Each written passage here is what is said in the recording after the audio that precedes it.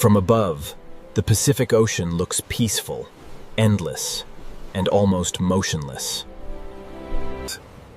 But beneath this beautiful ocean surface, the planet is not still.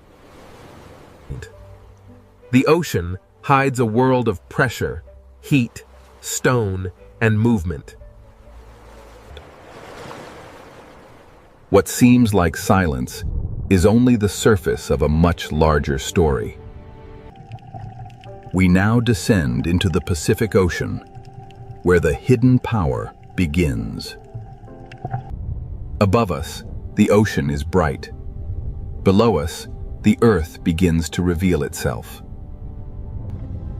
The deeper we go, the more the ocean changes from beauty into mystery. The Pacific Ocean is not only a body of water, it is a cover over a moving world. Below this ocean, entire plates of rock move slowly through time. They move too slowly for the eye to see, yet strongly enough to shape the planet. This ocean floor is not an empty place. It is a map written in stone. Every crack beneath the ocean tells us that Earth's crust is under pressure. Here, beneath the Pacific Ocean, pressure builds where no sunlight reaches. The surface above may be calm, but this hidden ocean floor is constantly changing. If the ocean water vanished, the Pacific would not look smooth at all. It would reveal mountains, trenches, fracture zones, and scars carved into the ocean floor. Some of these ocean trenches are deeper than mountains are tall. These are not empty holes in the ocean. They are places where Earth's crust bends downward. At the edges of the Pacific Ocean, one plate can be forced beneath another. This slow descent is the beginning of the Ring of Fire. The Ring of Fire is not a perfect circle of flames. It is a horseshoe of geological pressure around the Pacific Ocean. Around this ocean, tectonic plates meet, collide, slide, sink, and fracture. This hidden boundary crosses the edges of continents, island arcs, and deep ocean basins. Volcanoes rise here because the ocean floor is being recycled into the planet. Some volcanoes reach the sky as islands. Others remain hidden forever beneath the ocean. The ocean hides much of Earth's volcanic power from human eyes. Here, fire does not need the open air. It can build new rock beneath the sea. Under the Pacific Ocean, heat, water, and stone meet in darkness. The seafloor itself seems to breathe where Earth's interior reaches the ocean.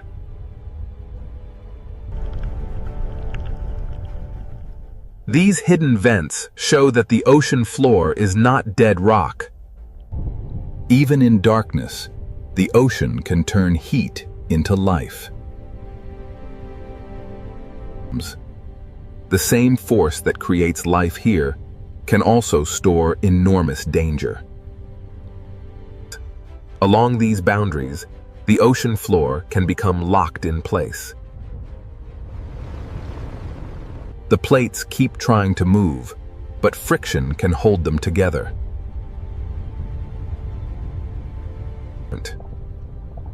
Stress can gather beneath the ocean for decades, or even centuries. The quiet years are not proof that nothing is happening.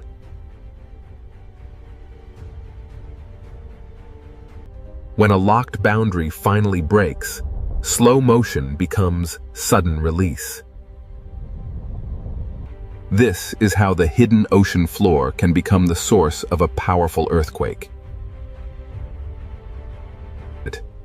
If the movement is strong and shallow beneath the ocean, the water above can be displaced.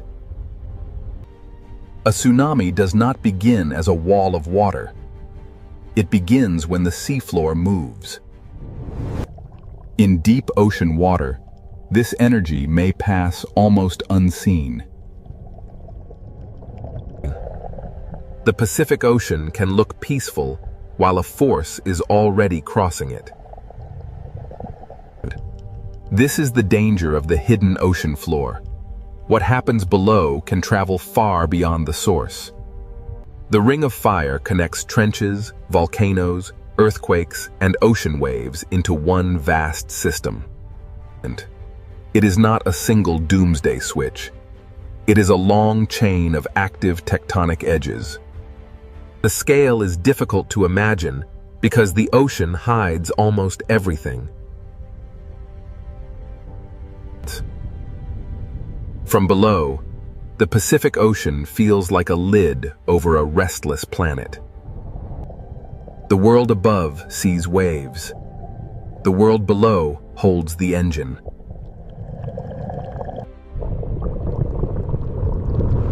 Now we understand why the calm ocean surface can be misleading. Beneath the Pacific Ocean, stone descends, melts, rises, locks, and waits. To understand this hidden power, we must follow the ocean floor downward into the process that drives it all. The Ring of Fire begins not with flame, but with descent. In the next part, we enter the subduction zone, where the ocean floor is pulled back into Earth. Here, beneath the Pacific Ocean, the Ring of Fire begins not with flame, but with descent. At the edge of the Pacific Ocean, one massive plate is being pulled beneath another. This process is called subduction, the slow return of the ocean floor into Earth. Oceanic crust is colder and denser than the rock above it, so gravity helps pull it down. The movement is slow, often only a few centimeters each year, but its power is enormous. A motion too slow to watch can still reshape the entire ocean basin. As the ocean floor sinks, it drags sediment, water, and ancient rock downward with it. Water trapped inside minerals begins a journey deep beneath the Pacific Ocean. As the slab sinks, pressure rises, temperature increases, and the hidden chemistry begins to change. The ocean floor does not simply disappear. It transforms the world around it. Water released from the descending ocean plate lowers the melting point of surrounding rock. This is where magma begins, not from random fire, but from pressure, water, and heat. Above the sinking slab, the deep earth starts to melt. The magma rises because it is hotter and lighter than the rock around it. Over time, these rising paths can feed volcanoes beneath the Pacific Ocean. This is why the Ring of Fire is lined with volcanoes. The fire begins deep below, but the ocean hides its first signs. Some magma builds new seafloor without ever touching the sky. When lava meets cold ocean water, it cools quickly and hardens into new stone. The Pacific Ocean floor is not only being destroyed at trenches, it is also being created by volcanic heat. Subduction destroys old crust, but it also gives birth to volcanic arcs and new terrain.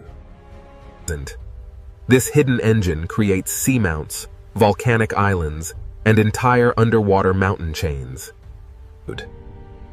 A seamount may look still, but its origin is written in the movement of plates. Where heat escapes into the ocean, the seafloor begins to breathe.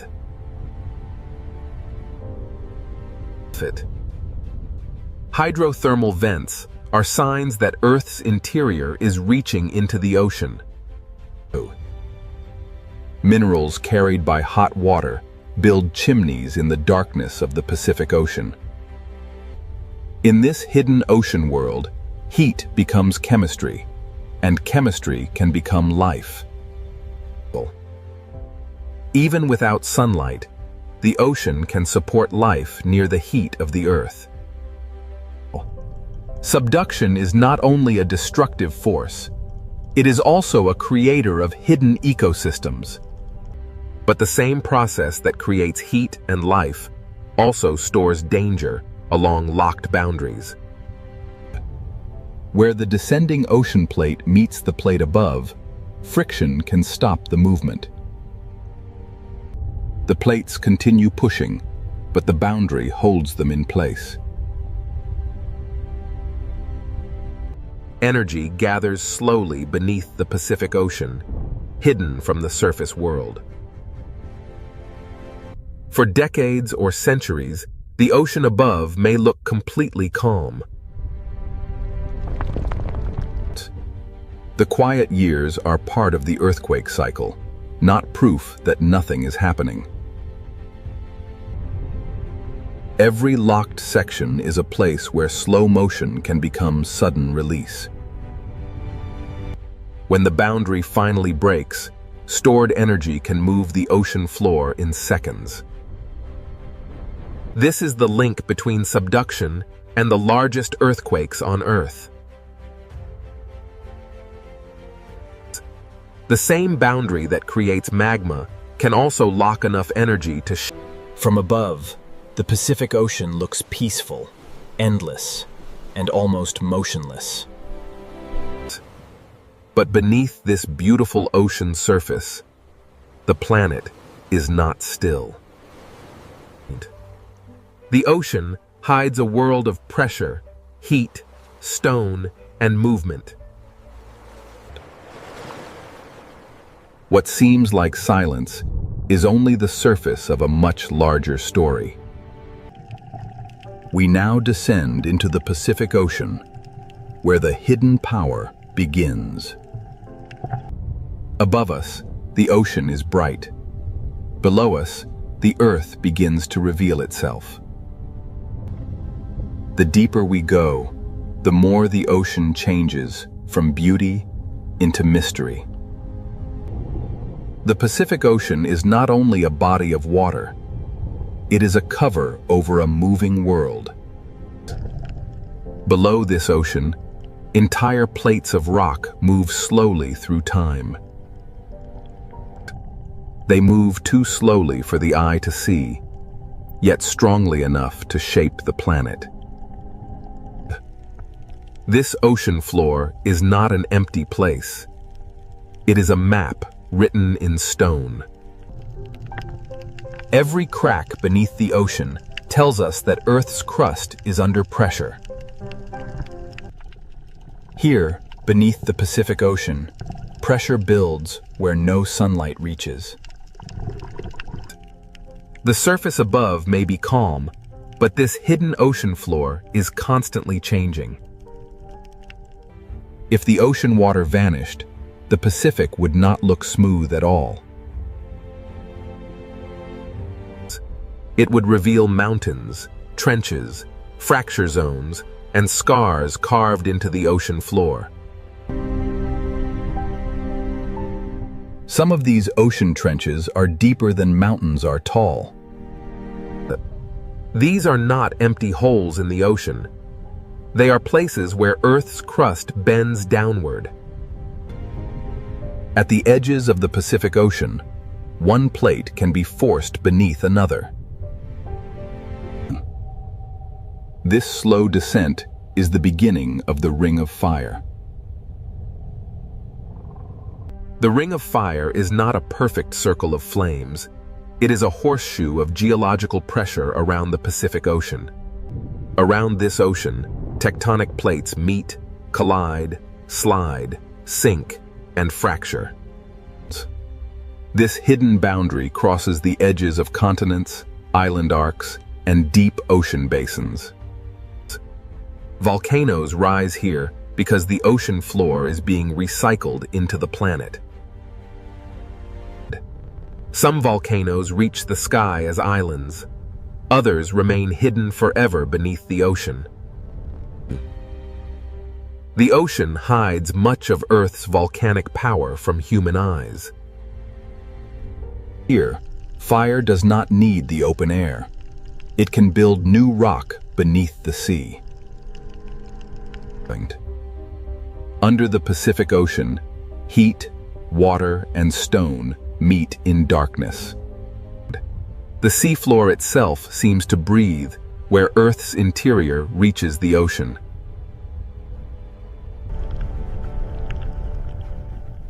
These hidden vents show that the ocean floor is not dead rock. Even in darkness, the ocean can turn heat into life. The same force that creates life here can also store enormous danger. Along these boundaries, the ocean floor can become locked in place. The plates keep trying to move, but friction can hold them together.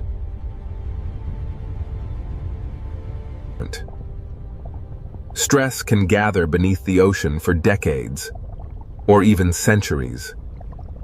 The quiet years are not proof that nothing is happening.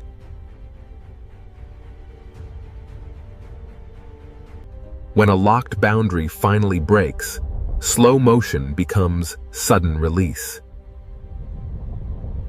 This is how the hidden ocean floor can become the source of a powerful earthquake.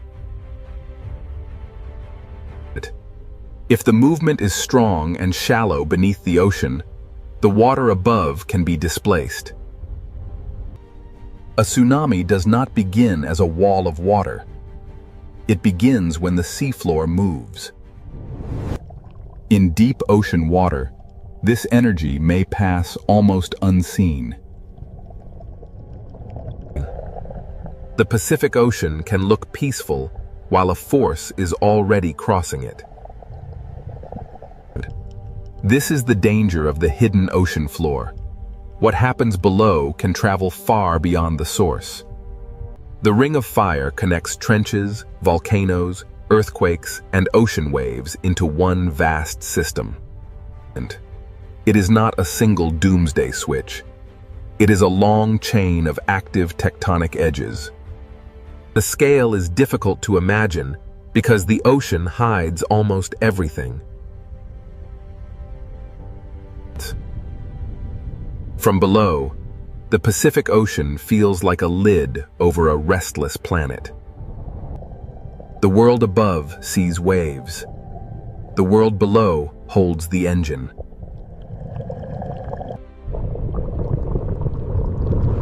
Now we understand why the calm ocean surface can be misleading. Beneath the Pacific Ocean, stone descends, melts, rises, locks, and waits. To understand this hidden power, we must follow the ocean floor downward into the process that drives it all.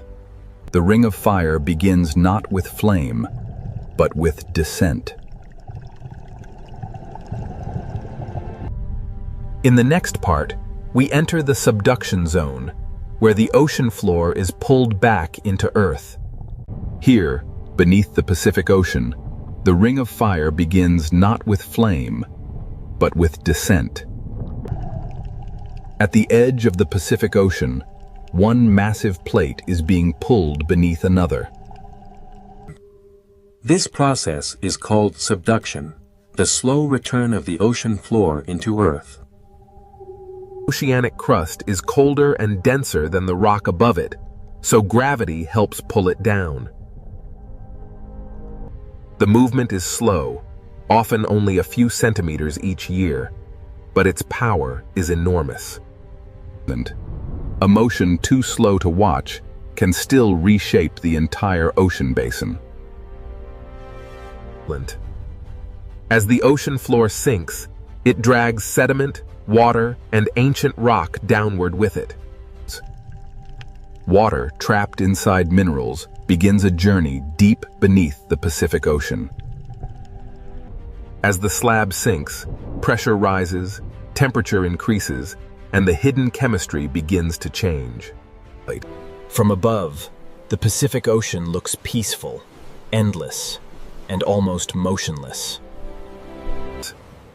But beneath this beautiful ocean surface, the planet is not still. The ocean hides a world of pressure, heat, stone, and movement. What seems like silence is only the surface of a much larger story. We now descend into the Pacific Ocean, where the hidden power begins. Above us, the ocean is bright. Below us, the earth begins to reveal itself. The deeper we go, the more the ocean changes from beauty into mystery. The Pacific Ocean is not only a body of water, it is a cover over a moving world. Below this ocean, entire plates of rock move slowly through time. They move too slowly for the eye to see, yet strongly enough to shape the planet. This ocean floor is not an empty place. It is a map written in stone. Every crack beneath the ocean tells us that Earth's crust is under pressure. Here, beneath the Pacific Ocean, pressure builds where no sunlight reaches. The surface above may be calm, but this hidden ocean floor is constantly changing. If the ocean water vanished, the Pacific would not look smooth at all. It would reveal mountains, trenches, fracture zones, and scars carved into the ocean floor. Some of these ocean trenches are deeper than mountains are tall. These are not empty holes in the ocean. They are places where Earth's crust bends downward. At the edges of the Pacific Ocean, one plate can be forced beneath another. This slow descent is the beginning of the Ring of Fire. The Ring of Fire is not a perfect circle of flames. It is a horseshoe of geological pressure around the Pacific Ocean. Around this ocean, tectonic plates meet, collide, slide, sink, and fracture. This hidden boundary crosses the edges of continents, island arcs, and deep ocean basins. Volcanoes rise here because the ocean floor is being recycled into the planet. Some volcanoes reach the sky as islands. Others remain hidden forever beneath the ocean. The ocean hides much of Earth's volcanic power from human eyes. Here, fire does not need the open air. It can build new rock beneath the sea.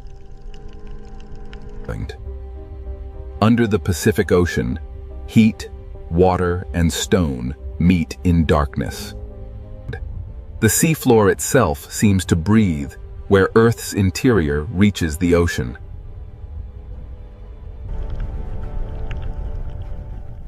These hidden vents show that the ocean floor is not dead rock. Even in darkness, the ocean can turn heat into life. The same force that creates life here can also store enormous danger. Along these boundaries, the ocean floor can become locked in place. The plates keep trying to move, but friction can hold them together.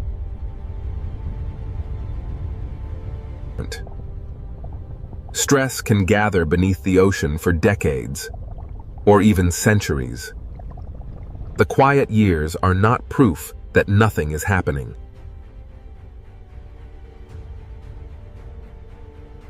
When a locked boundary finally breaks, slow motion becomes sudden release.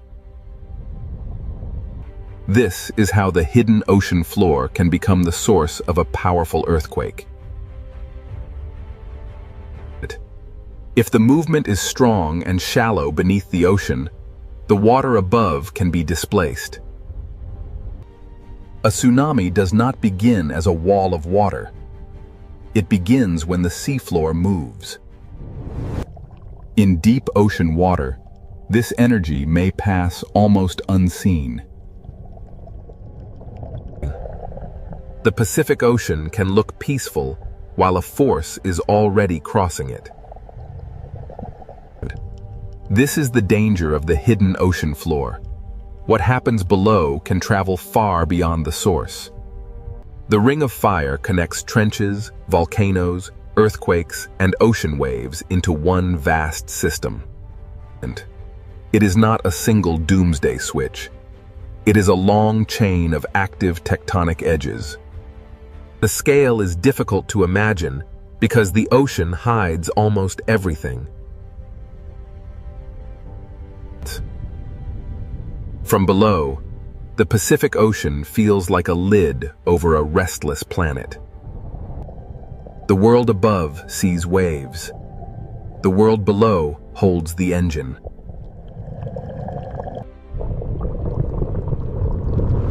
Now we understand why the calm ocean surface can be misleading. Beneath the Pacific Ocean, stone descends, melts, rises, locks, and waits. To understand this hidden power, we must follow the ocean floor downward into the process that drives it all. The Ring of Fire begins not with flame, but with descent. In the next part, we enter the subduction zone, where the ocean floor is pulled back into Earth.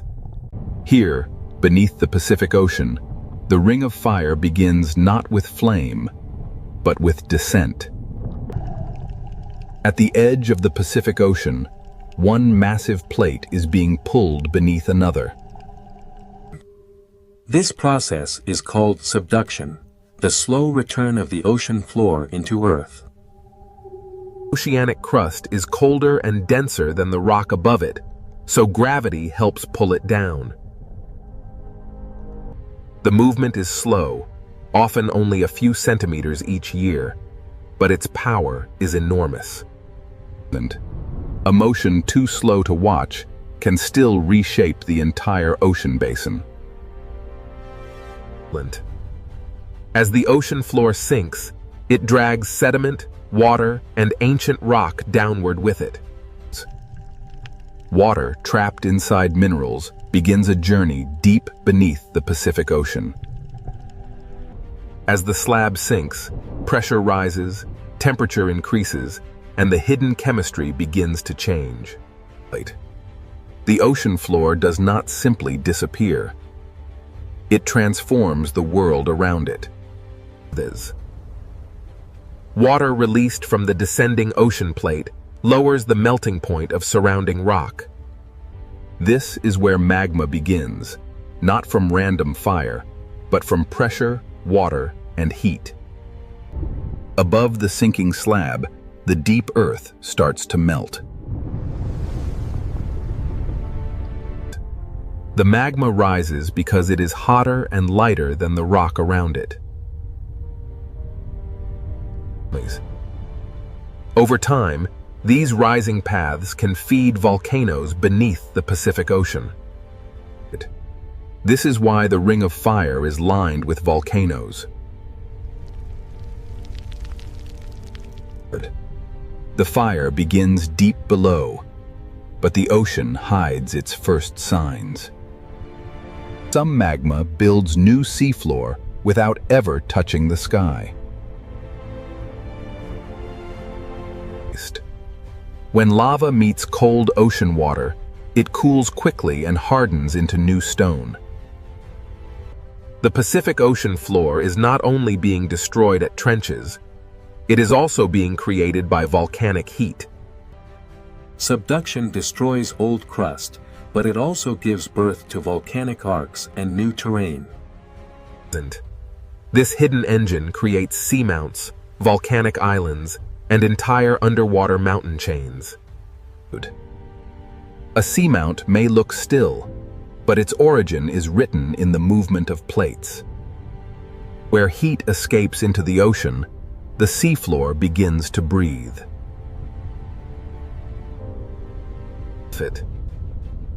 Hydrothermal vents are signs that Earth's interior is reaching into the ocean. Minerals carried by hot water build chimneys in the darkness of the Pacific Ocean. In this hidden ocean world, heat becomes chemistry, and chemistry can become life. Even without sunlight, the ocean can support life near the heat of the Earth.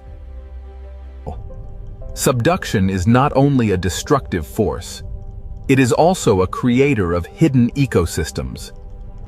But the same process that creates heat and life also stores danger along locked boundaries. Where the descending ocean plate meets the plate above, friction can stop the movement. The plates continue pushing, but the boundary holds them in place. Energy gathers slowly beneath the Pacific Ocean, hidden from the surface world. For decades or centuries, the ocean above may look completely calm. The quiet years are part of the earthquake cycle, not proof that nothing is happening.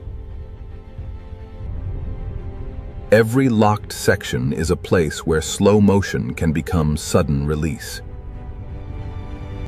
When the boundary finally breaks, stored energy can move the ocean floor in seconds.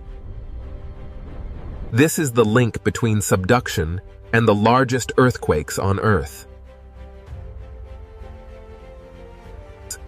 The same boundary that creates magma can also lock enough energy to shake entire regions.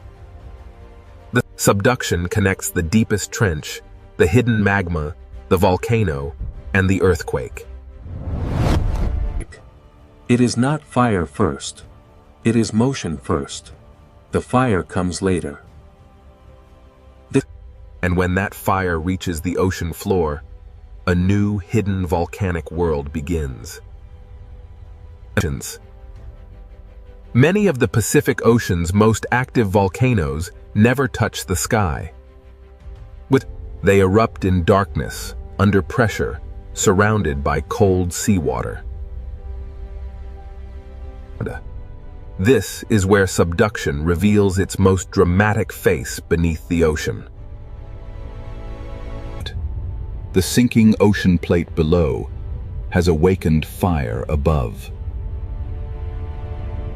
The Pacific Ocean floor is being destroyed, melted, lifted, and rebuilt at the same time. Here, the hidden engine of the Ring of Fire becomes visible. Subduction explains why the Pacific Ocean holds trenches, volcanoes, earthquakes, and tsunami danger in one system. Now that we have followed the ocean floor downward, we can follow the fire upward. In the next part, we enter the world of submarine volcanoes, where fire does not need the sky. Beneath the Pacific Ocean, the planet is not only sinking, it is beginning to burn. Beneath the Pacific Ocean, fire does not need the sky to begin. Here, the Ring of Fire reveals itself in darkness, pressure, and silence. Most people imagine volcanoes reaching into the air, but many are hidden beneath the ocean. This volcano has no ash cloud, no mountain skyline, and no watching crowd. Its power is hidden below the sea, where sunlight never reaches. Under pressure, even a quiet ocean floor can become a volcanic landscape. Magma rises through fractures, searching for a path into the ocean. When lava enters the Pacific Ocean, fire and water meet in an instant. The ocean cools the lava quickly, turning molten fire into new stone. These rounded forms are pillow lava, one of the signatures of underwater eruption. The ocean floor is being built one cooled layer at a time. A submarine volcano is not only a place of destruction, it is a factory of new terrain. Every slope records older eruptions beneath the ocean, layered in darkness over time. Some eruptions build slowly, while others reshape the ocean floor in sudden bursts. Not every eruption is glowing lava. Sometimes the ocean floor exhales heat through mineral smoke. With hydrothermal vents form where seawater enters cracks, heats below, and rises again, loaded with minerals. In the deep ocean, minerals can build towers where heat escapes from the earth. These chimneys are monuments to the hidden connection between the ocean and Earth's interior. The seafloor seems to breathe, exhaling heat from a world far below. Around these vents, the ocean becomes a place of chemistry instead of sunlight. Even here, in darkness, life finds a way to gather around heat. these organisms do not depend on sunlight. They depend on chemical energy rising from the ocean floor. Microbes turn minerals into energy, and that energy supports an entire community. The same heat that can destroy also creates a place where life can survive. This is the great contrast of the ring of fire beneath the ocean.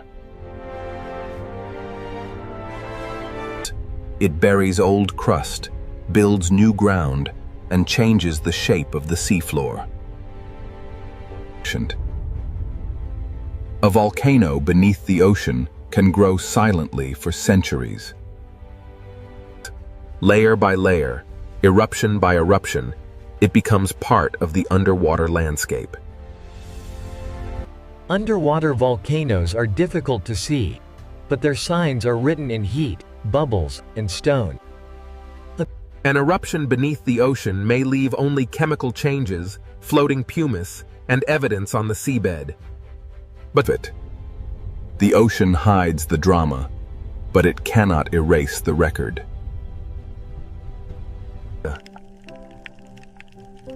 After the heat passes, the ocean floor keeps the memory of eruption.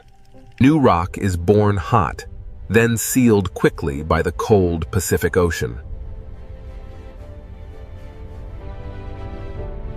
Here, time is layered across the ocean floor.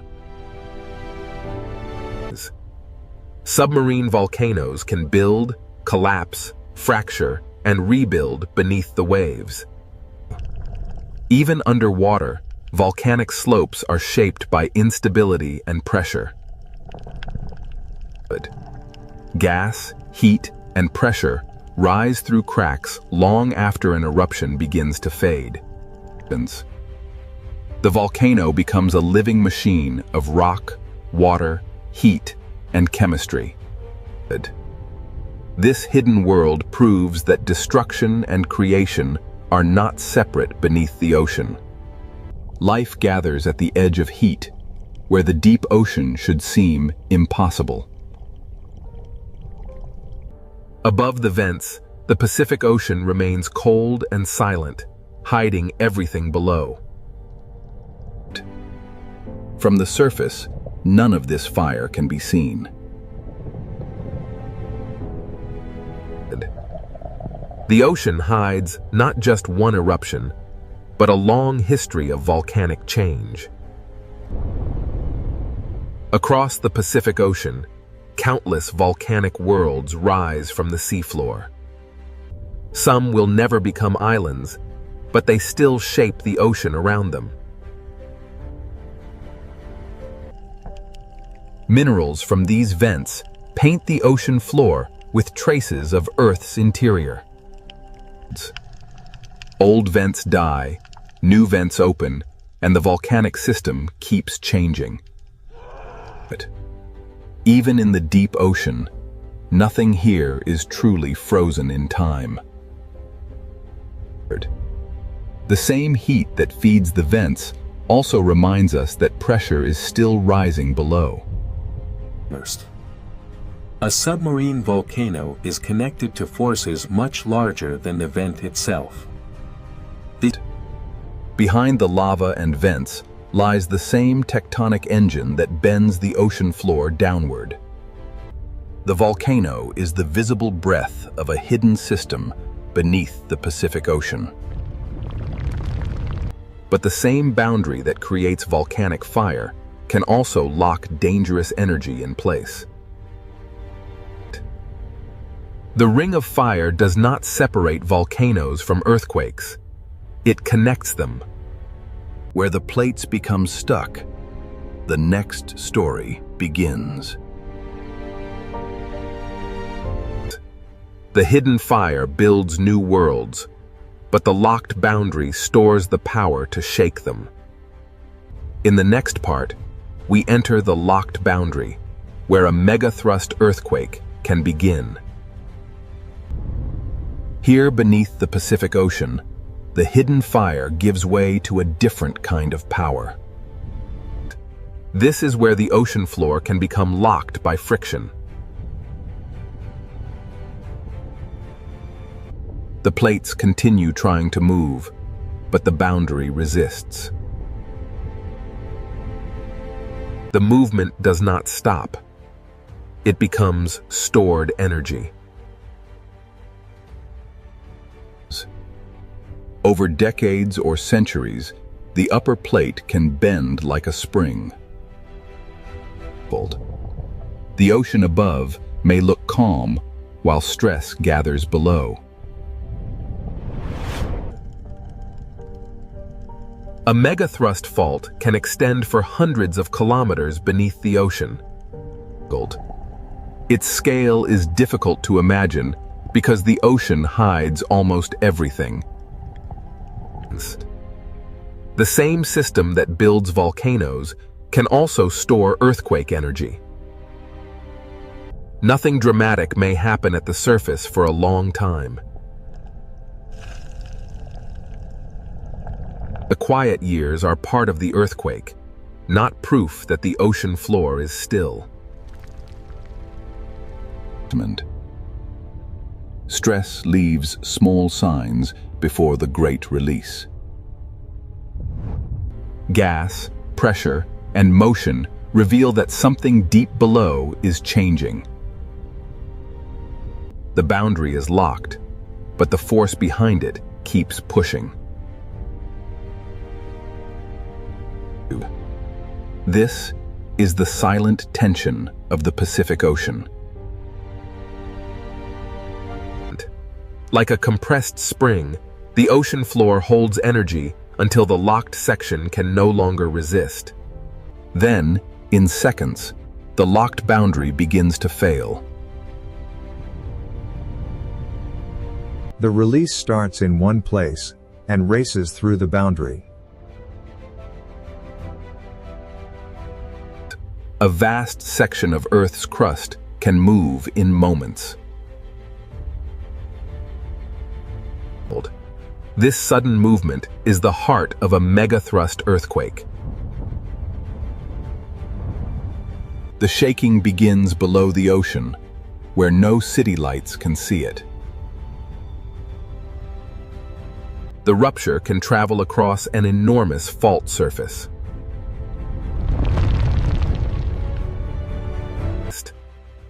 This is why the largest earthquakes on Earth are often born at subduction zones. When the ocean floor moves vertically, the water above cannot remain still. The earthquake changes the shape of the seabed in an instant. The first sign of danger is not always a giant wave, but a displacement of the entire ocean column. Far above, the ocean surface may still appear peaceful, but the source has already released energy into the sea. Not every part of the boundary moves the same way. After the main break, the ocean floor may continue adjusting.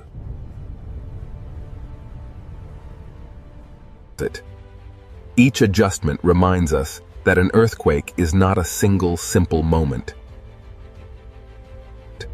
The surface can hide the scale of what has happened below. The earthquake leaves behind a landscape of broken rock, lifted sediment, and changed pressure. A fault scar on the ocean floor is the visible wound of hidden energy release. If enough seafloor moves upward or downward, the ocean itself begins to respond. This is the moment when an earthquake can become something more than shaking. The entire column of ocean water can be disturbed from seafloor to surface. A movement in darkness can send energy toward distant coastlines. In deep water, this energy may travel almost unseen. The rupture may last only moments, but the consequences can travel across the ocean. Subduction, friction, rupture, and displacement are linked in one hidden chain. Even after one section breaks, other parts of the ocean boundary may continue to store energy.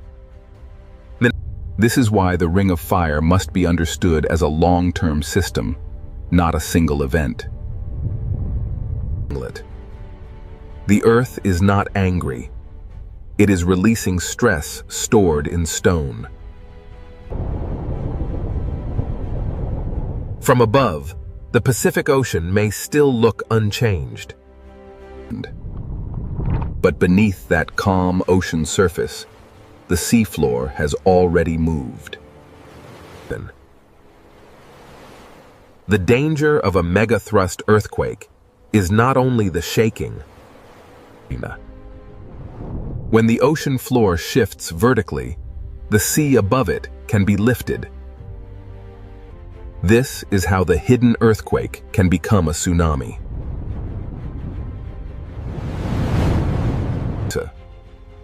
A tsunami begins not as a towering wave, but as the ocean being displaced. In deep water, the first movement may be almost impossible to see. In the next part, we follow that energy as it crosses the Pacific Ocean and becomes a tsunami. Beneath the ocean, the boundary has broken. Now the water begins to move. Beneath the Pacific Ocean, the boundary has broken, and now the water begins to move. A tsunami begins when the ocean floor moves and displaces the water above it. But this is not a wind wave. It is the movement of the ocean from bottom to surface. The entire ocean column is disturbed, and the energy begins to travel.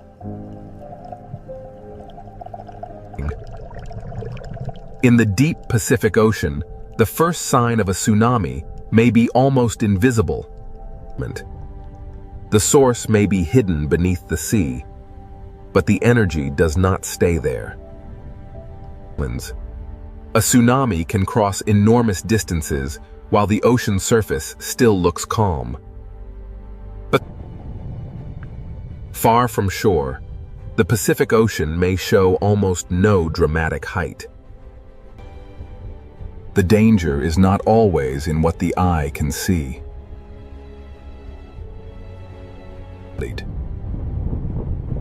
The wave is long, fast, and filled with energy. Across the Pacific Ocean, the energy moves over landscapes hidden far below the surface. Even underwater mountains feel only a passing motion as the energy continues outward. In deep water, the tsunami is not yet the image people fear. It is not a wall from nowhere. It is energy moving through water. Rock moved first, water followed, and now the ocean carries the message. From above, the Pacific Ocean can still look peaceful while the force is already traveling. This is why tsunamis are so dangerous. The ocean can hide them until they approach shallow water. As the wave nears of shallower ocean, the story begins to change. The ocean becomes shallower, and the long wave begins to slow. The seafloor starts to slow the wave from below.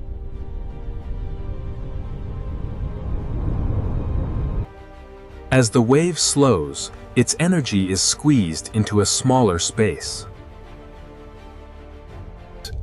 The hidden motion begins to grow into visible force. Near shore, the ocean floor feels the change first. The energy that was almost invisible in deep water now begins to rise. The ocean surface changes because the whole water mass is being forced upward. What was low and fast in deep water becomes higher and more dangerous near shore. A tsunami near shallow water is not just a wave. It is a moving mass of ocean. Sometimes the first warning is a strange retreat of the sea. When the ocean pulls away suddenly, it can be a sign that a stronger surge is coming. The ocean does not always announce danger with height. Sometimes it begins with motion. Then the sea returns with the energy gathered across the basin. The force is not only above the surface, it moves through the full depth of the water.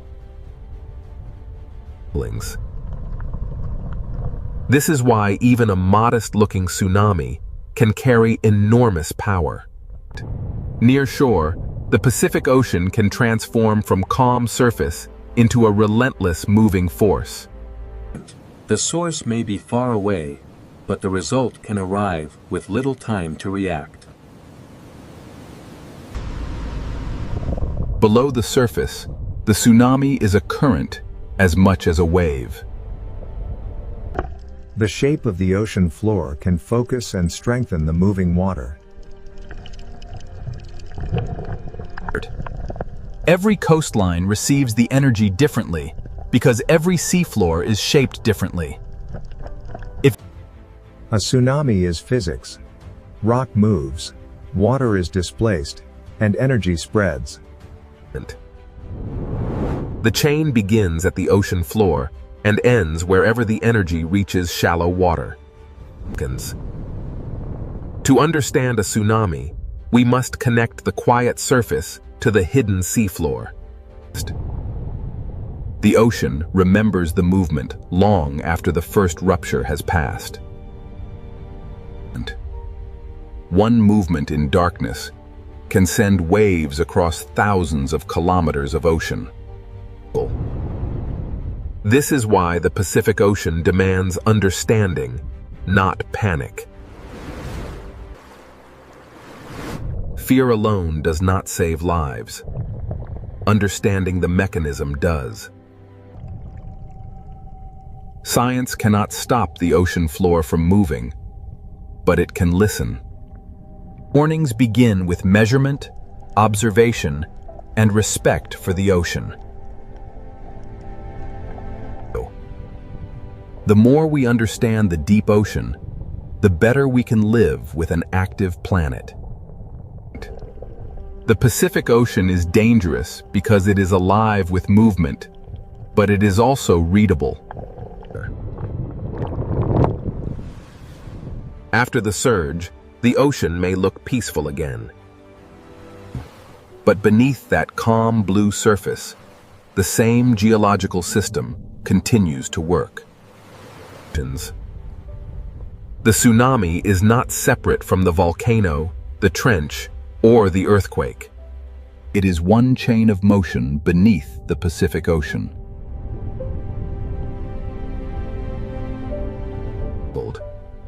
Even after disturbance, the deep ocean continues to create life around heat. The same hidden forces that can threaten coastlines also build new worlds beneath the sea.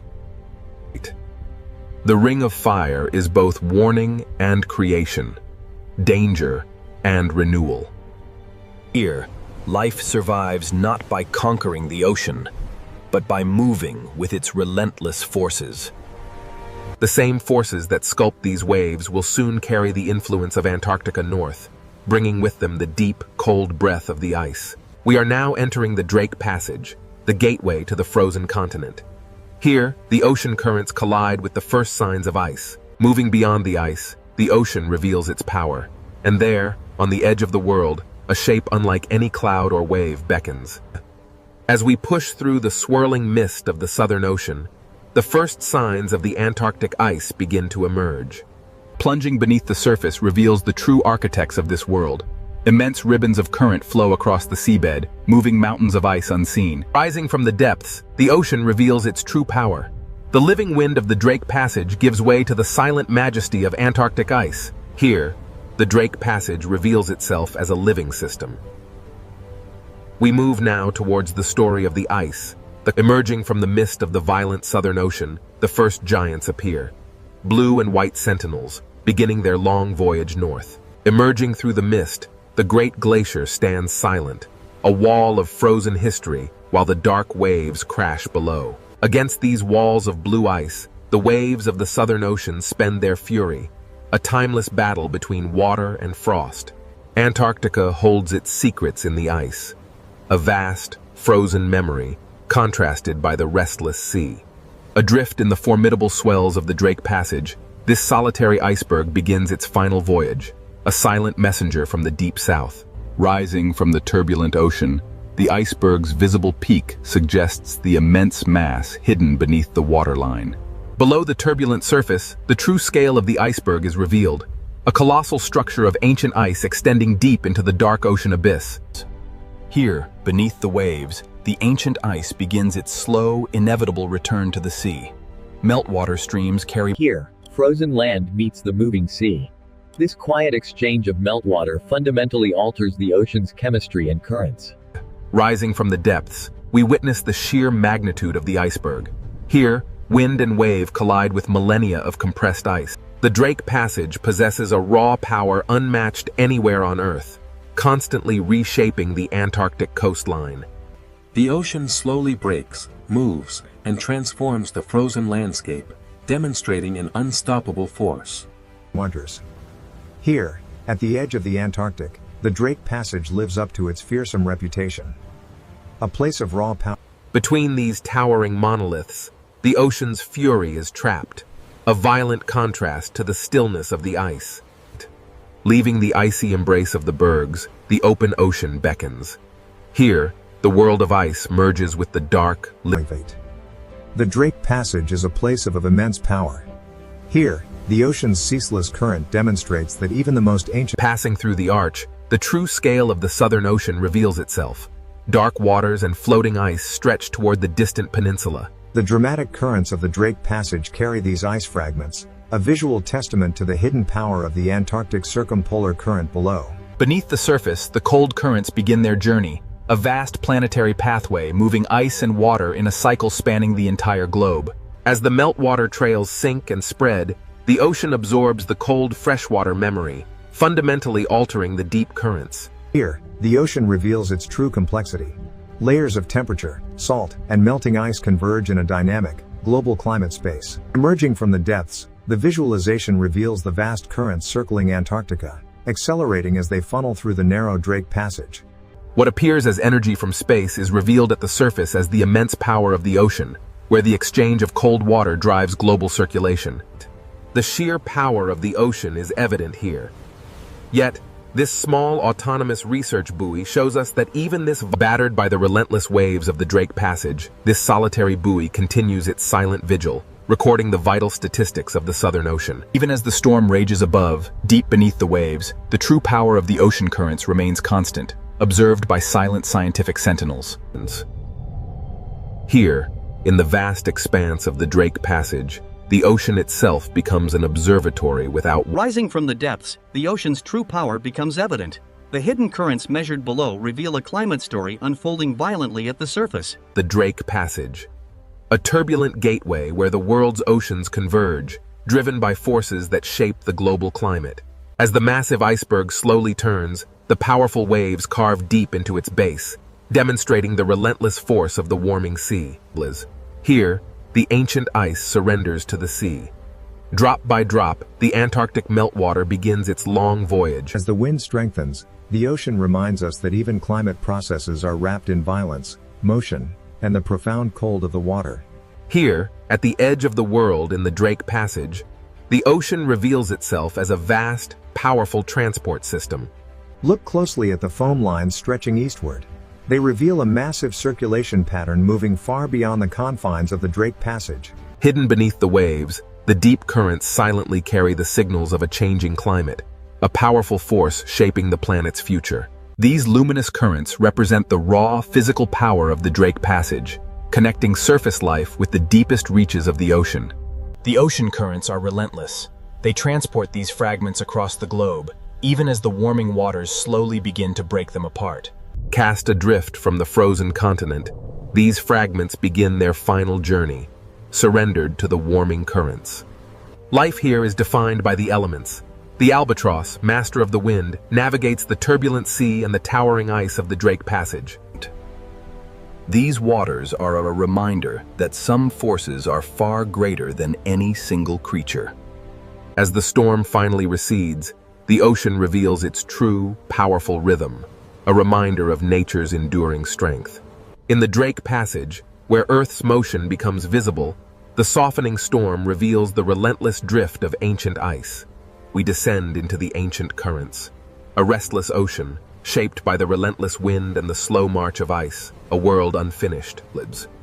As the camera turns south, we see the true source of global ocean influence. Antarctica.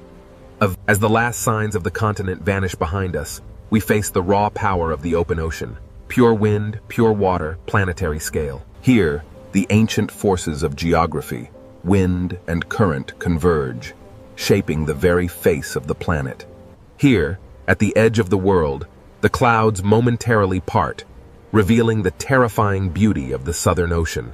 Each wave carries the memory of wind, hidden current, deep seafloor, drifting ice, and the cold breath of Antarctica.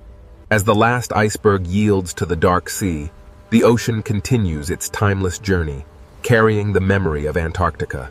Here, in the vastness of the Drake Passage, no map, no ship, no instrument, and no human voice can truly tame this waterway. The immense power of the Southern Ocean is revealed as storm clouds and drifting ice merge with the dark sea of the Drake Passage. As this six-part journey concludes, the Drake Passage reminds us that the ocean is still alive, still violent, and still beyond human control. Between desert and deep ocean, the Red Sea hides a world far more alive than its surface suggests. From above, this ocean looks narrow, but below the surface, it opens into a vertical kingdom. The desert disappears, the heat fades, and the ocean begins to reveal its hidden world. At first, the reef looks like paradise, a living ocean city filled with color, fish, and light. But this beauty is not peaceful in a simple way. Every fish here lives close to danger.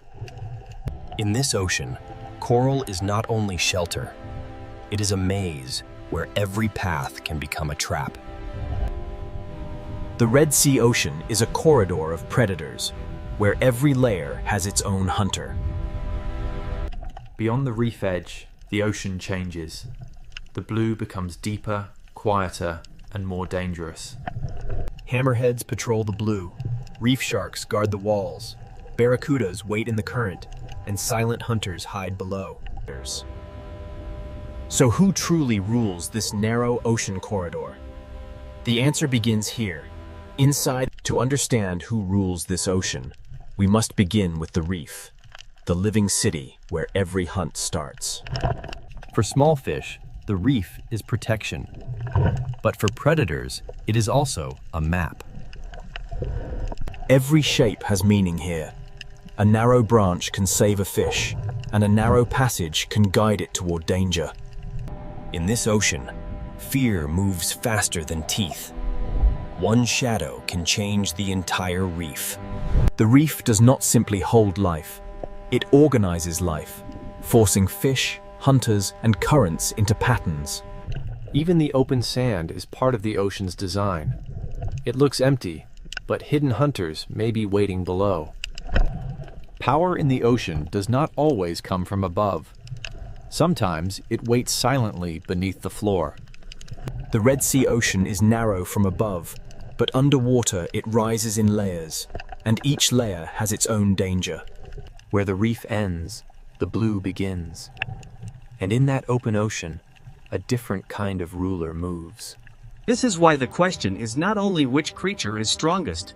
The real question is, which predator controls which layer of the ocean? Beyond the reef wall, the Red Sea Ocean opens into a deeper world, where distance itself becomes power. The hammerhead does not need to rush.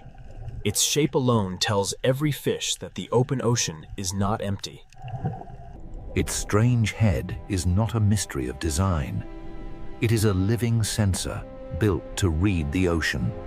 This predator connects layers, from coral walls to deeper water, from visible reef to hidden blue. The Red Sea Ocean is not only narrow, it is vertical, and the hammerhead uses that vertical world. Down here, the reef is no longer a city of color. It becomes a memory of light above the hunter. Its presence travels ahead of its body. The fish feel the pressure before the shadow fully arrives. The hammerhead may rule the blue edge, but the reef itself still protects those fast enough to read the warning. In this ocean corridor, even after the shadow leaves, the behavior of the reef has already changed. But the hammerhead does not rule the coral itself.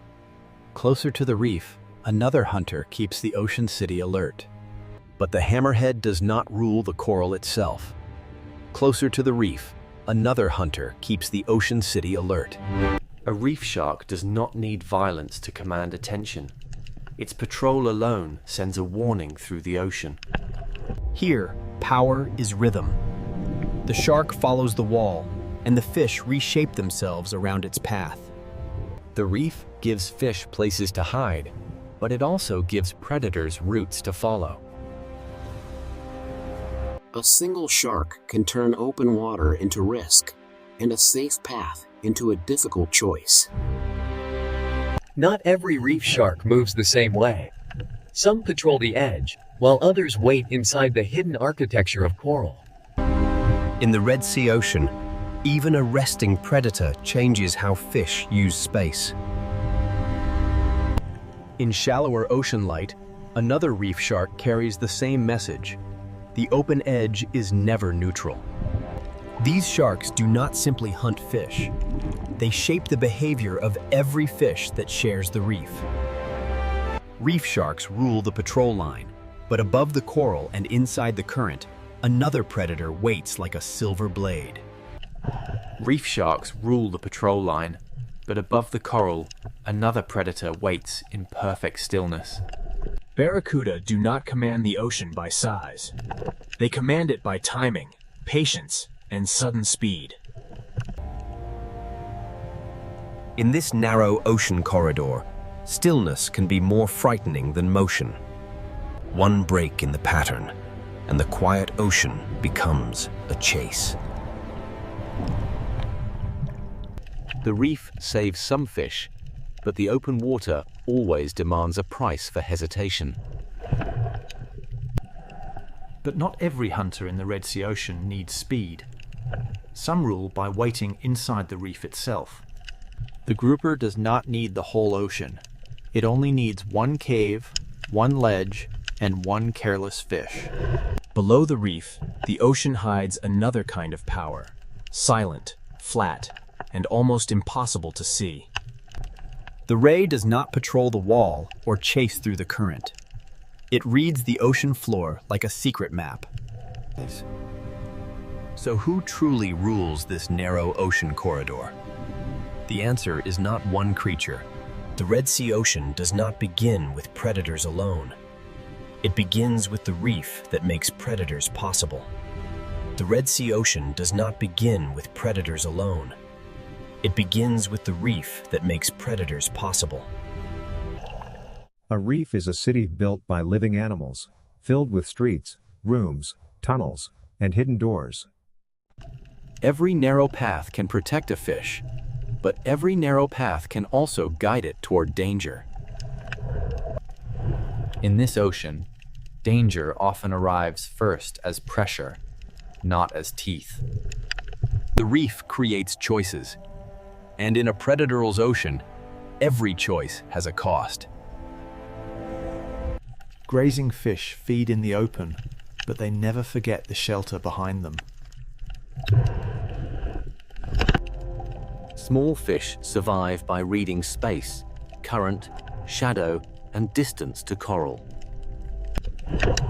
A school can disappear into coral in a heartbeat, leaving the ocean above it silent. The reef protects life by hiding it, releasing it, and hiding it again. But the same shelter that protects prey can also conceal a hunter. Predators learn these paths because the reef teaches fish where they must pass. A gap that lasts only a second can become the most dangerous place in the ocean. Safety is never permanent here. It is borrowed from the shape of the reef. This is why the Red Sea Ocean feels larger than it looks. It is narrow, but it is layered. Between coral walls, even sand becomes part of the hunting system.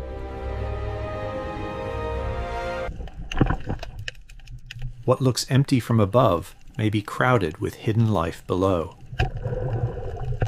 The reef connects the bottom, the wall, the current, and the blue water beyond. A shallow coral garden can become a deep wall in only a few meters. At this edge, the ocean is divided into those who hide and those who hunt. Current turns the reef into motion, and motion reveals where fish must go. To feed in the current, fish must risk exposure. To survive, they must measure every meter. Not every predator is a giant. Some are smaller pressures that keep the reef alert. In the reef city, position can matter more than speed. A healthy reef supports many kinds of fish because it creates many kinds of opportunity. Where there are many fish, there are many eyes, many warnings, and many chances for a hunter. The reef can look peaceful until every fish vanishes at once.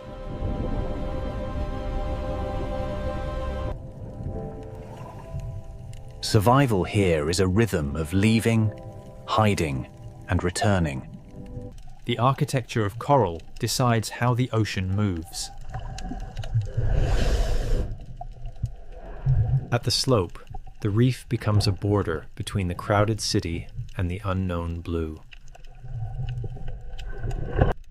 The closer fish stay to structure, the more choices they have when danger arrives. The blue beyond the wall is not empty space. It is another hunting ground. This is the first lesson of the Red Sea Ocean. Predators are not separate from the reef. They are products of it. The reef keeps fish alert, and alert fish keep the entire ocean city moving. Every meal is a calculation. How far from shelter? How long in the open? How close to the current? The reef is not one solid wall. It is a network of safe zones divided by danger. Ambush does not need open space. It needs a place where prey must pass. Even one coral tower can contain many worlds: surface, shelter, shadow, and risk. The more complex the coral, the more complex the hunt becomes. A healthy reef creates density, and density brings both abundance and danger. Where current touches coral, food arrives, fish gather, and predators learn to wait. Where current touches coral, food arrives, fish gather, and predators learn to wait. Above the coral is opportunity. Inside the coral is safety. Between them is the risk that shapes every fish.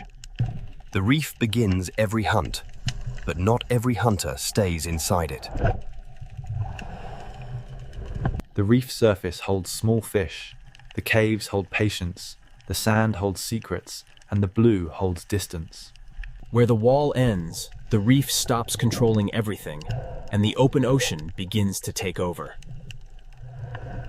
This boundary is one of the Red Sea's most powerful places, where shelter ends and true open water begins.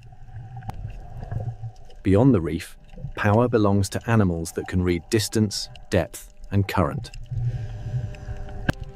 And when the reef wall falls away, one of the Red Sea's most iconic shadows begins to appear. The reef has shown us where every hunt begins. Now the ocean will show us what moves beyond its walls. Beyond the reef, the Red Sea Ocean belongs to distance, depth, and shadows. The hammerhead is not a reef hunter. It is a reader of open ocean space. Its strange shape is not weakness. It is a tool built to sense the hidden signals of the ocean. Here, the coral city fades, and the ocean becomes a map of current, depth, and motion. The Red Sea is narrow from the sky, but underwater it falls into a vertical world.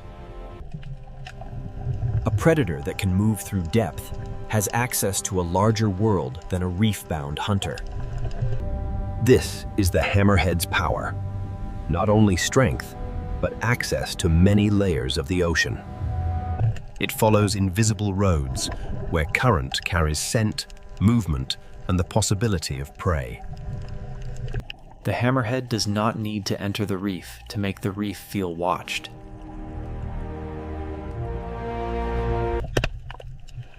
Small fish answer the shark with distance, shelter, and sudden silence. This is not the rule of constant attack.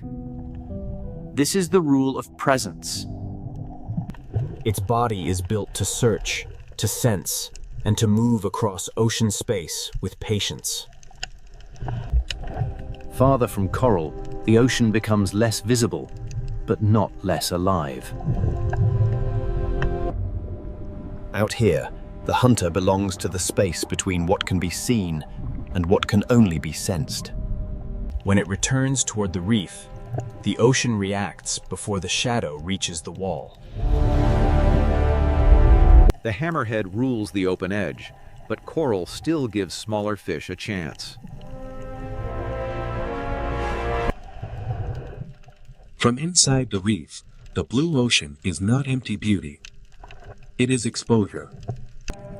A single passing shadow can freeze a reef more completely than a sudden strike. When the hammerhead leaves, the fish move again, but the memory of the open blue remains. When the hammerhead leaves, the fish move again, but the memory of the open blue remains.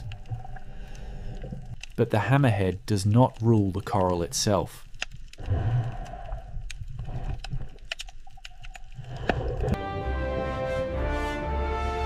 Closer to the reef, power moves in a different rhythm. Here, the reef shark becomes the moving pressure along the coral border.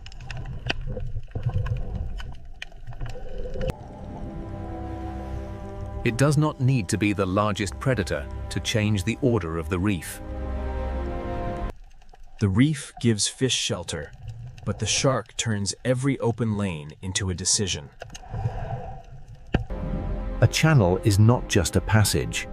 With a shark nearby, it becomes a test. The reef shark reads edges, walls, current, and hesitation. Its power is not chaos.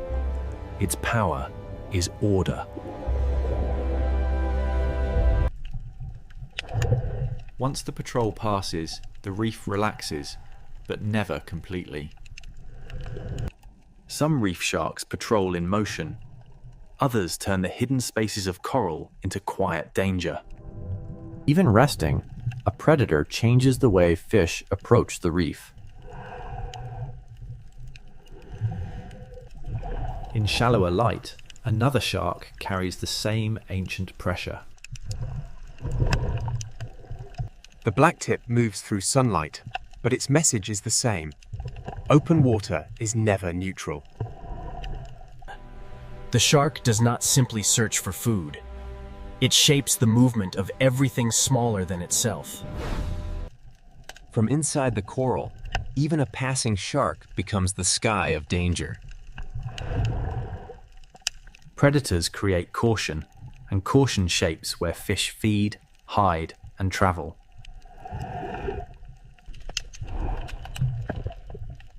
This is why reef sharks matter, even when they do not strike. Walls, channels, slopes, and currents give sharks edges to follow. The reef learns the rhythm of patrol, and every fish inside it learns to answer. Current brings information, and a shark knows how to read it.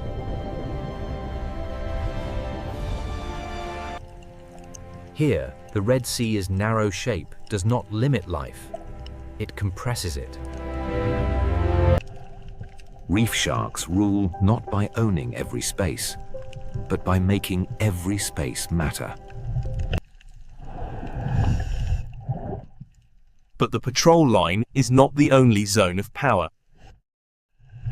Above the coral, in the open lanes of the ocean current, another hunter waits for one perfect moment.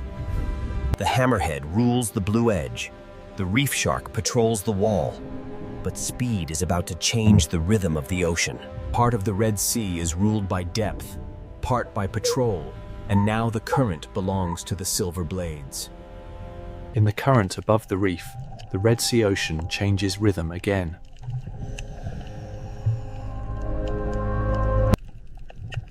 Barracuda do not rule by size.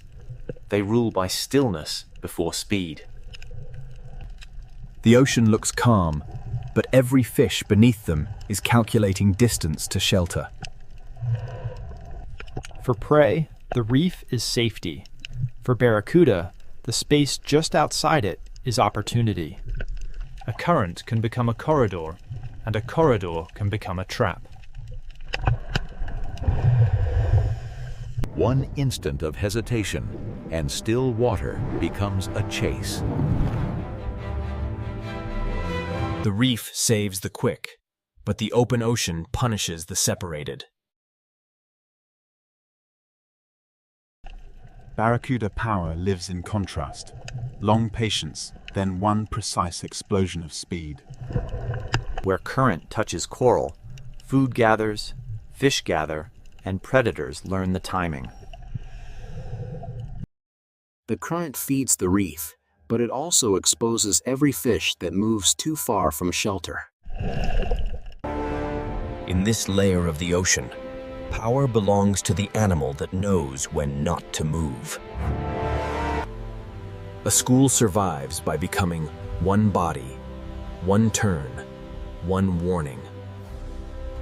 Barracuda do not chase chaos. They look for the one place where order breaks. A few meters of separation can turn a bright ocean lane into danger. Speed is not only movement, it is the ability to arrive before escape becomes possible.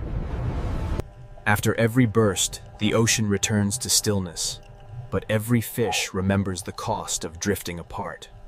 The reef shark controls the wall, but barracuda control the open lane above it.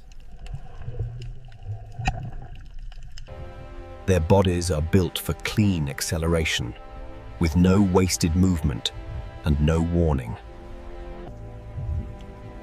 The barracuda waits like a blade, because the ocean will bring the moment to it. Around it, the reef moves, the fish move, the current moves. The hunter waits. The fish know the roof of the ocean can become a strike from above. In the Red Sea, the same current that brings food also brings risk. Barracuda are not the only fast hunters here. The current attracts many predators built for sudden pursuit. Trevally bring weight to speed, turning the open lane into a moving wall of pressure. Every fast predator makes the reef more valuable to the fish that can reach it. Here, speed has many shapes, each one reading the same current in a different way. The open lane rewards hunters that can cross distance before prey can organize. But among these fast hunters, barracuda remain the masters of the sudden moment. The reef creates the passage, the current sets the direction, and the barracuda waits where both become one. This is not random hunting. It is structure, timing, and reaction. In the rule of reaction time, survival belongs to those who turn first. Speed rules the open lane, but coral still rules the final refuge. This is why no predator controls the whole ocean. Each ruler has a boundary. After the chase, the reef becomes more cautious, more organized, more alive to danger. Predators shape the ocean, even when they do not feed.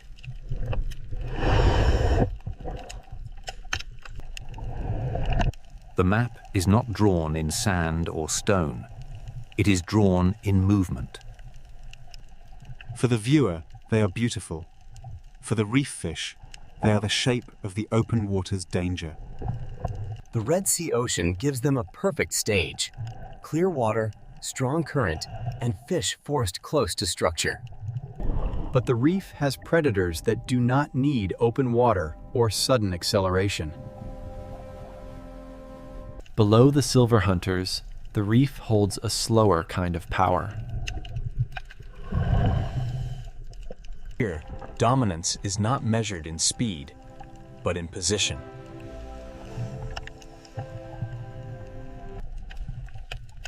A cave can be shelter. It can also be a mouth in the architecture of the reef.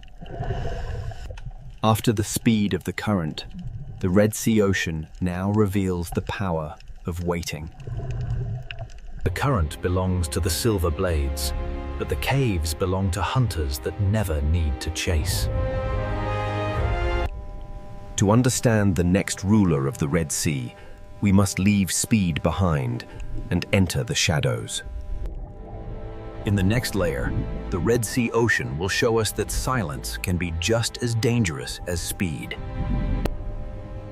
Here, the Red Sea Ocean leaves speed behind and enters the kingdom of patience. The grouper does not need open ocean speed. It controls one place completely.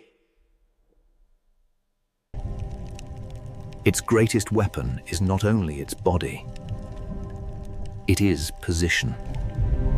The reef builds the stage, and the grouper chooses the best place on it. A predator does not need to strike to control the movement of fish.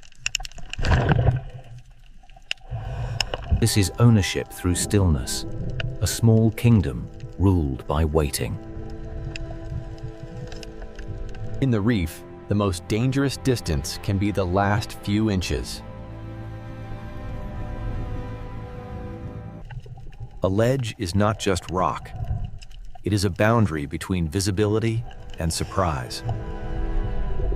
The Red Sea Reef is full of doors, but not every door leads to safety. The grouper's world is not wide like the hammerheads, but inside this structure, its control is complete. And in smaller cracks of the same ocean city, another hidden hunter waits. The moray does not need a wide territory. It turns a crack in the reef into danger. In this layer of the ocean, visibility belongs to prey, but concealment belongs to the hunter. The reef does not only create shelter for fish, it creates invisibility for predators. Every fish that passes this crack must decide how close is too close. Inside the reef, the ocean becomes a maze of safe routes and forbidden openings. Some predators dominate by making fish avoid spaces they cannot see into. The reef gives life many exits, but every exit opens into another risk. Grouper and moray share the same lesson. In the reef, structure can be stronger than speed. But not all hidden power waits inside the coral.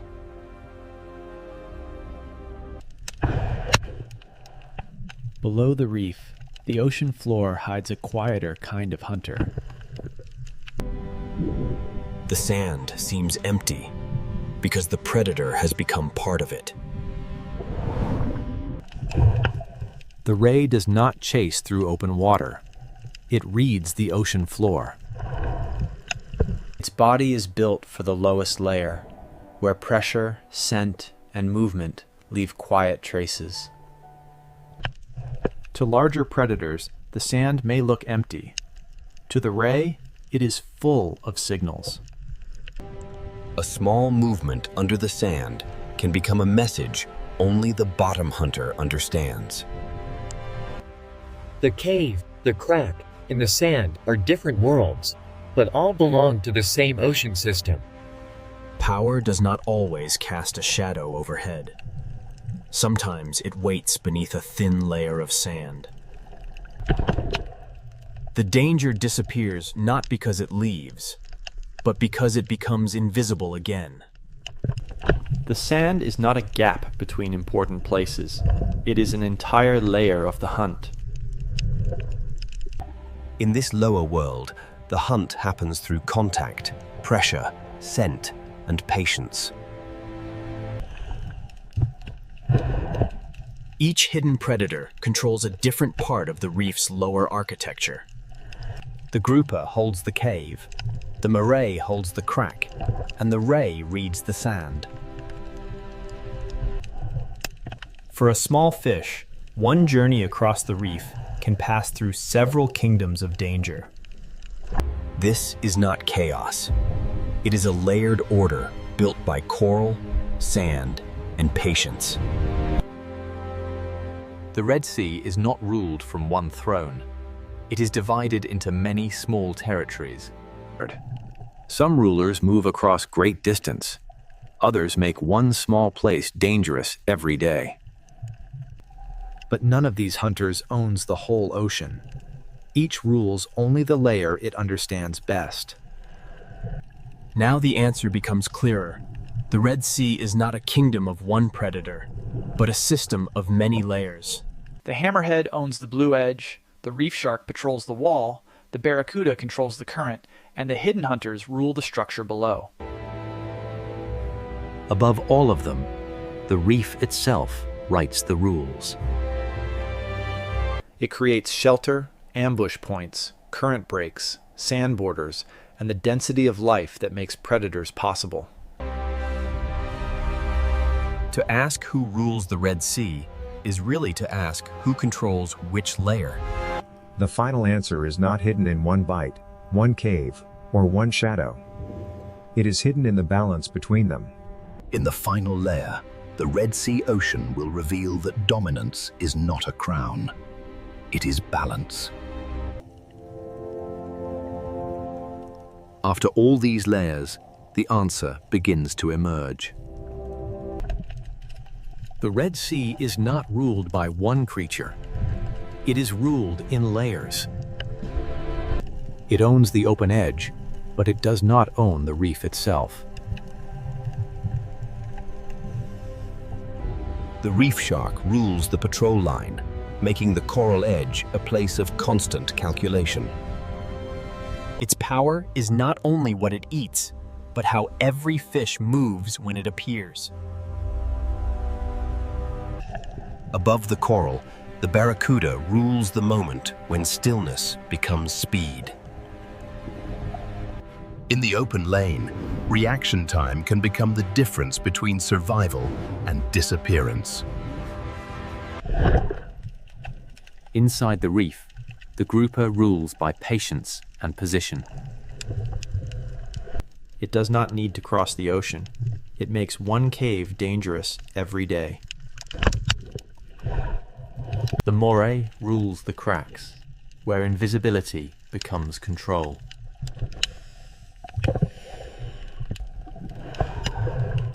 On the sandy floor, the ray rules the world that many predators ignore.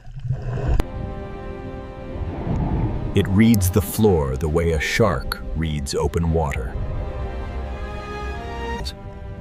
Each predator rules a place, but none of them rules the entire ocean alone. The real structure is not a throne. It is a map of layers. For small fish, survival means knowing which layer belongs to which hunter. Predators create caution. Caution shapes movement. Movement shapes the reef. A reef is more than coral.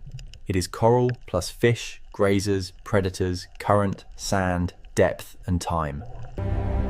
When predators disappear, the ocean does not simply become peaceful. It becomes different. A reef may still look alive, but one invisible layer of control can be missing. A predator's presence is part of the reef's rhythm. The grouper changes how fish use the cave.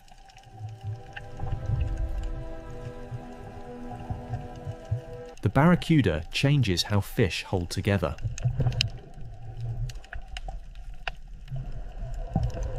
The ray changes how life moves across the bottom.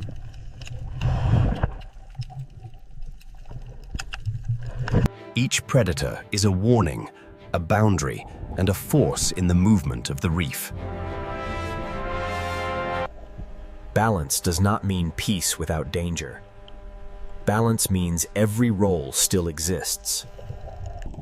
The Red Sea is narrow, but vertically it becomes an entire world. Its narrow shape does not limit life. It compresses life into intensity. Coral, current, sand, caves, and depth all sit close enough for predators to share the same corridor. A fish does not experience the ocean as scenery. It experiences the ocean as choices. Even in calm water, the reef remembers danger. A hammerhead may own the blue edge. A reef shark may patrol the wall. A barracuda may control the open lane. A grouper may hold the cave. A moray may guard the crack. A ray may read the sand. But the system belongs to all of them, and to none of them alone.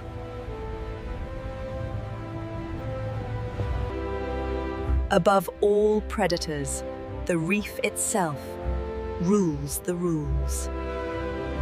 It builds the shelters, the hunting lanes, the current breaks, and the density of life. Without the reef, the predators lose the structure that gives their power meaning. Without predators, the reef loses part of the pressure that keeps it dynamic. Caution shapes movement. Movement shapes feeding. Feeding shapes coral. Coral shapes shelter. And shelter shapes the next generation of reef life.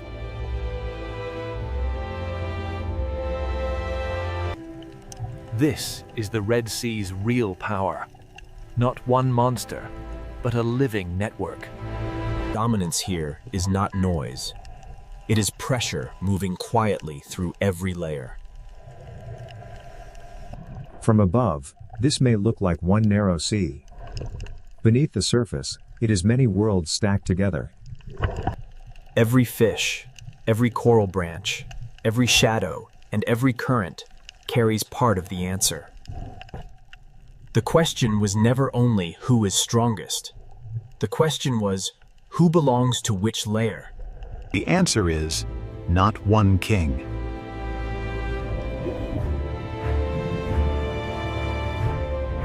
The Red Sea is ruled by balance, fragile, ancient, and moving quietly through every layer of the reef.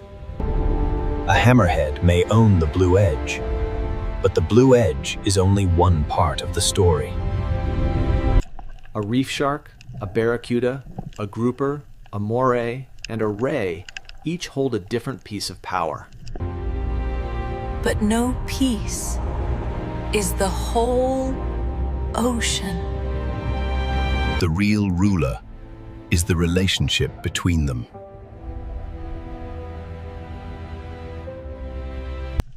In a world so narrow, steep, and alive, dominance is not a crown. It is balance.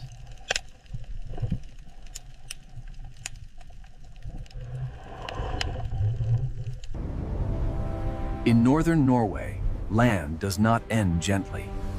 It breaks apart into fjords. Here, the ocean is not scenery. It is the force that decides where life can remain.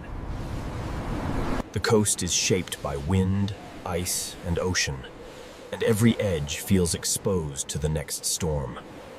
In winter, the light can fade for weeks, and the ocean turns almost black beneath the Arctic sky. Small fishing villages cling to the ocean's edge, as if one more storm could pull the world into the dark water below. These houses do not stand apart from the ocean. They survive by staying close to it, and by respecting its power. The ocean gives fish movement, memory, and danger. It feeds the coast, then tests it without warning. This is not the soft coastline of a warm sea. It is a place of cold currents, rough weather, and sudden life. The ocean cuts into the land through fjords, carrying salt, cold, food, and the rhythm of survival. From above, the coast looks frozen and severe. But beneath the ocean's surface, nothing is still. The secret of this coast begins below the waves, where the ocean moves long before life becomes visible. Above the sea is wind and ice. Below the sea is current, darkness, and hidden energy. In this cold ocean, life begins quietly, almost invisibly, in the movement of water and light. The smallest life in the ocean prepares the way for fish, birds, whales, and people. When the ocean gathers enough food, small fish arrive, and the silence begins to change. A single fish is fragile, but in the ocean, thousands can move like one living body. The Arctic Ocean teaches life to move together, to read pressure, shadow, current, and danger. Above the sea, wings begin to gather. Below the sea, silver movement calls the coast awake. The birds read the ocean from above, searching for the first signs that fish have risen. Even the wind becomes part of life here, lifting wings above the restless ocean. The fjord looks silent from far away, but the ocean beneath it is beginning to concentrate life. Then, from the cold ocean, a breath appears, proof that giants have followed the fish. The ocean has sent a signal, and the largest hunters in these waters are beginning to answer. Nothing here is random. The ocean gathers prey, and every predator must arrive at the right moment. The same fish that shine beneath the sea also lift life into the sky. Here, ocean, mountain, bird, fish, whale, and village are not separate stories. They belong to one system. Northern Norway is alive because warm and cold meet at the edge of the ocean. The sea gives, and the sea tests. It opens the coast, then closes it with storm and ice. People do not conquer this ocean. They build beside it, waiting for weather, fish, and season to allow life forward. A harbor here is more than shelter. It is the thin line between the village and the open ocean. In winter, the ocean becomes a dark mirror, reflecting a sky that barely remembers the sun. Yet even in darkness, the sea keeps moving, carrying warmth from far beyond the frozen north. The first answer to this coast lies under the waves, where currents soften the Arctic edge. Warm Atlantic water pushes north into a polar world, and the ocean becomes a living boundary. Where ocean water mixes, nutrients rise. Where nutrients rise, the smallest life begins to bloom. Plankton feeds small life. Small life feeds fish. Fish will soon call the giants back into the ocean. Plankton feeds small life. Small life feeds fish. Fish will soon call the giants back into the ocean. Before the whales arrive, before the birds scream, the ocean gathers itself into one shining mass. The fjord becomes a stage, and the sea prepares the first great drama of winter. One breath appears, then another. The ocean has brought the hunters into the fjord. Orcas arrive with intelligence, patience, and the precision required by this unforgiving ocean. The fish tighten, the water changes, and the ocean begins to organize around the hunt. Above and below the sea surface, every movement is connected by the ocean. Then the larger giants rise, turning the cold ocean fjord into a place of sudden scale. In the darkest season, life does not disappear. In the ocean, it becomes concentrated.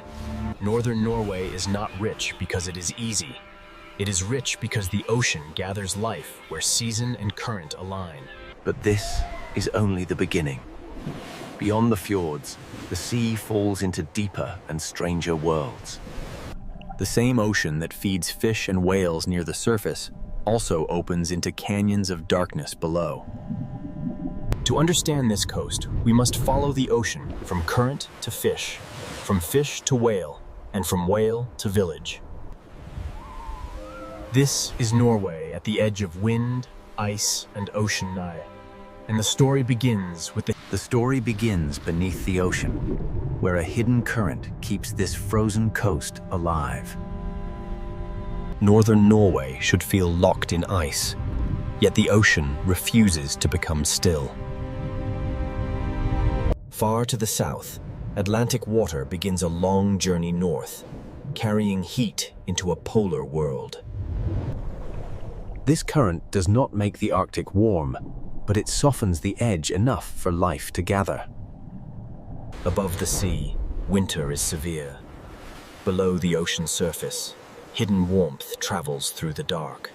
The coast survives because the ocean is not one single body of water, but many forces meeting.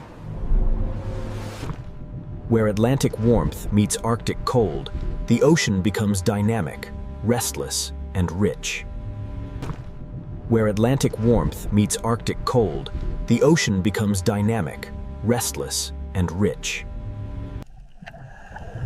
When light returns after the long darkness, microscopic life begins to bloom. A bloom this small can change everything, because the entire visible drama begins with the invisible. Plankton feeds smaller animals, and those smaller animals become the first bridge toward fish. Small fish follow the bloom, and the cold ocean begins to concentrate energy. In this ocean, survival often begins with gathering. The season is short, the light is limited, and every creature must arrive when the ocean allows it. The fjord becomes more than a landscape. It becomes a corridor where the ocean gathers life. One fish is almost invisible in the sea. Thousands can change the shape of the water. When the school turns, the ocean flashes. When it tightens, it becomes a living mass. The ocean does not keep its secrets for long. What gathers below is soon read from above. Birds begin to circle because the sea beneath them has changed. They watch the water, reading ripples, flashes, and the movement of fish beneath the ocean skin. Below the birds, the fish are no longer scattered. The ocean has begun to build a winter feast. This movement is not random. It is timing made visible inside the ocean. Across the cold sea, scattered life begins to come together. In winter, abundance in the Arctic does not spread gently. It gathers in dense, fragile places. This is how the ocean turns invisible energy into visible life. Plankton becomes fish, fish becomes movement, and movement begins to call the giants of the sea. A fjord can shelter life, but it can also concentrate it until every predator notices. From above, the signs are small. A circle of birds, a change in the sea, a pulse beneath the surface. The land remains silent, but the ocean below it is full of decisions. Air and sea are linked by fish, and every wing above the water depends on what the ocean provides. The power of this school is not aggression.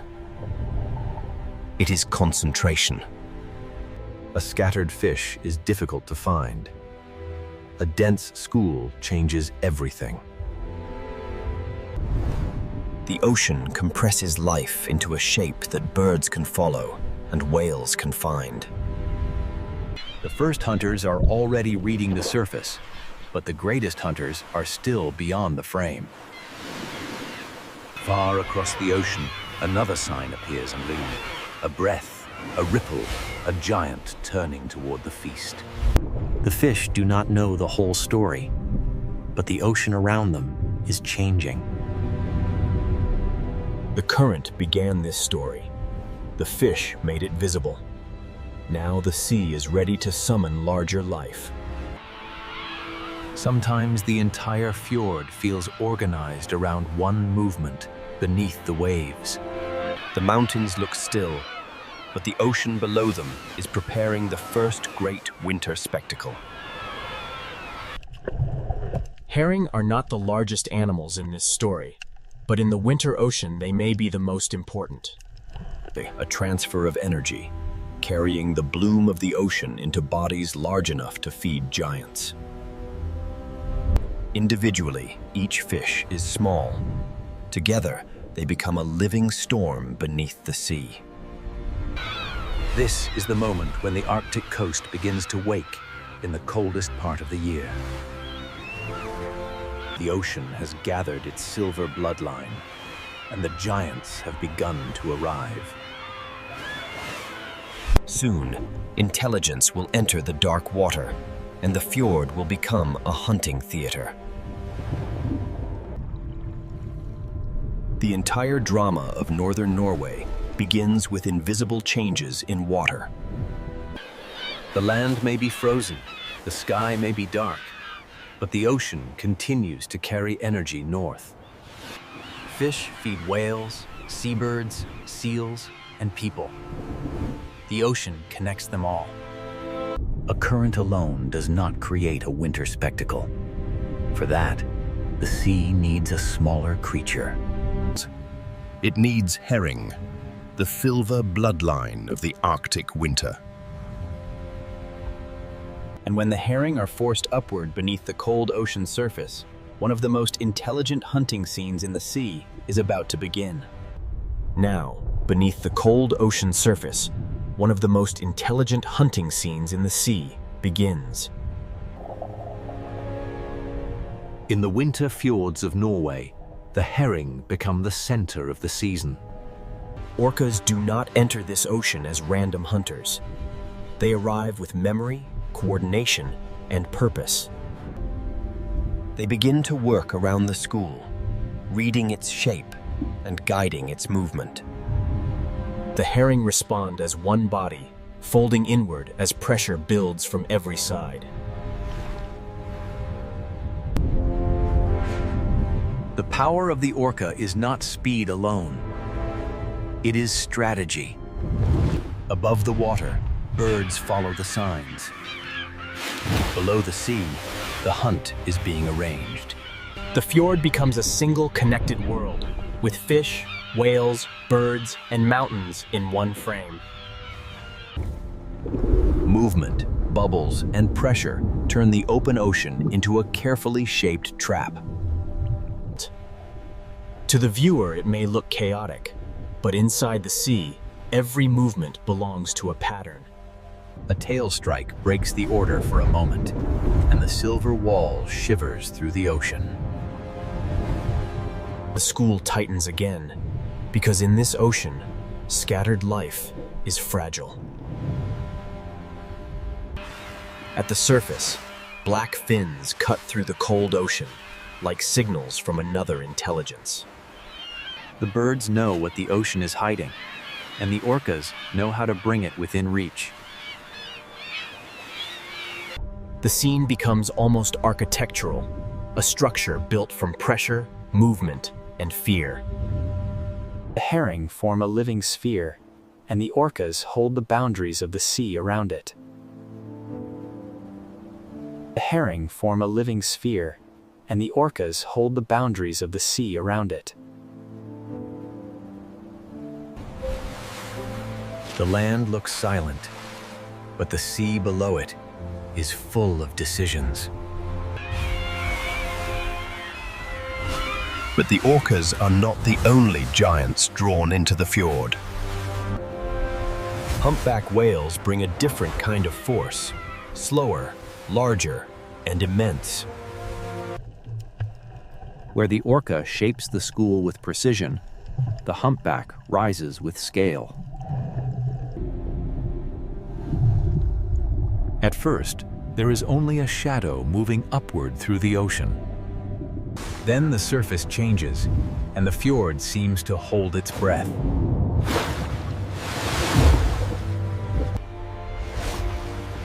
For 1 second, the ocean opens, and a giant becomes visible. Water drains away, the whale sinks again, and the surface closes over the feast. The school breaks, then gathers again, because the ocean keeps forcing life back into motion. Orcas and humpbacks do not hunt in the same way, but both reveal the same truth. Northern Norway's winter sea is not dead. It is concentrated. The cold does not stop life. It compresses life into moments of intensity. Under this different light, every animal must use the season before the season closes. Breath turns white in freezing air, fins cut the dark ocean, and birds scream over the waves. Below it all, the herring flash like a hidden silver storm. The fjord becomes a feeding theater, and the small village beyond it becomes part of the same ocean story. The sea that gathers whales also sustains the people who live beside it. After each surge of motion, the ocean settles, but the current keeps the story moving. The hunt is never permanent. Abundance in the Arctic is brief, and every creature must follow it. When the moment is over, the giants move on, because the ocean never holds still. The fjord has offered food, but beyond it, the sea continues into deeper water. Not every giant hunts near the surface, and not every ocean story remains in the light. Farther west, beyond the winter fjords, the ocean floor begins to fall away. The same coast that holds herring and orcas also stands beside an abyss. Here, the ocean is no longer only wide, it becomes deep. Below the feeding fjords, another world waits, one built from darkness, pressure, and sound. The winter spectacle has shown how life gathers near the surface, but the next giant follows a different path. Beyond the fjords, the seafloor drops, and another whale enters the unseen ocean. The next chapter belongs not to the Silver School, but to the deep diver that follows darkness itself. From the hunting fjords of winter, we now descend toward the deep ocean canyons, where sperm whales search with sound. From the hunting fjords of winter, we now descend toward the deep ocean canyons, where another giant follows darkness itself. Farther west, the coast reveals one of its greatest secrets. Deep ocean water comes close to land. Here, the sea does not remain shallow for long. The ocean drops beside the shore. Beneath the waves, slopes and submarine canyons open a doorway into a deeper world. For humans above, the horizon may look simple. For a deep diver, it is an entrance. The sperm whale rises from this hidden depth to breathe at the surface.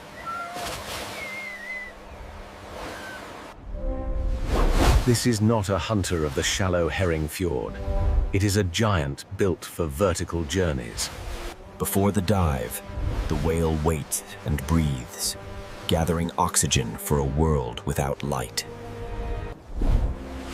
Its body seems almost still, but every breath prepares the descent. Then the back arches, and the surface moment becomes a doorway. The ray's tail is like a door closing between the world of air and the world of depth. Below the surface, the whale leaves the human world almost completely. The water turns from blue to deeper blue, then toward black. Light fades quickly here, and pressure begins to shape every movement. In this deep ocean, sight becomes less important than sound. The sperm whale sends clicks through the ocean and listens for echoes in the dark. Those echoes become a way to read the unseen. The coastline is dramatic above water, but below the sea, the drama continues downward. The seafloor falls, depth opens, and a mammal of air enters a world of pressure. Above is the coast of villages and storms. Below is the acoustic world of the sperm whale. Somewhere in this darkness, squid and other deep-water prey move beyond human sight. The hunt is rarely seen, but the idea of it gives this ocean its weight.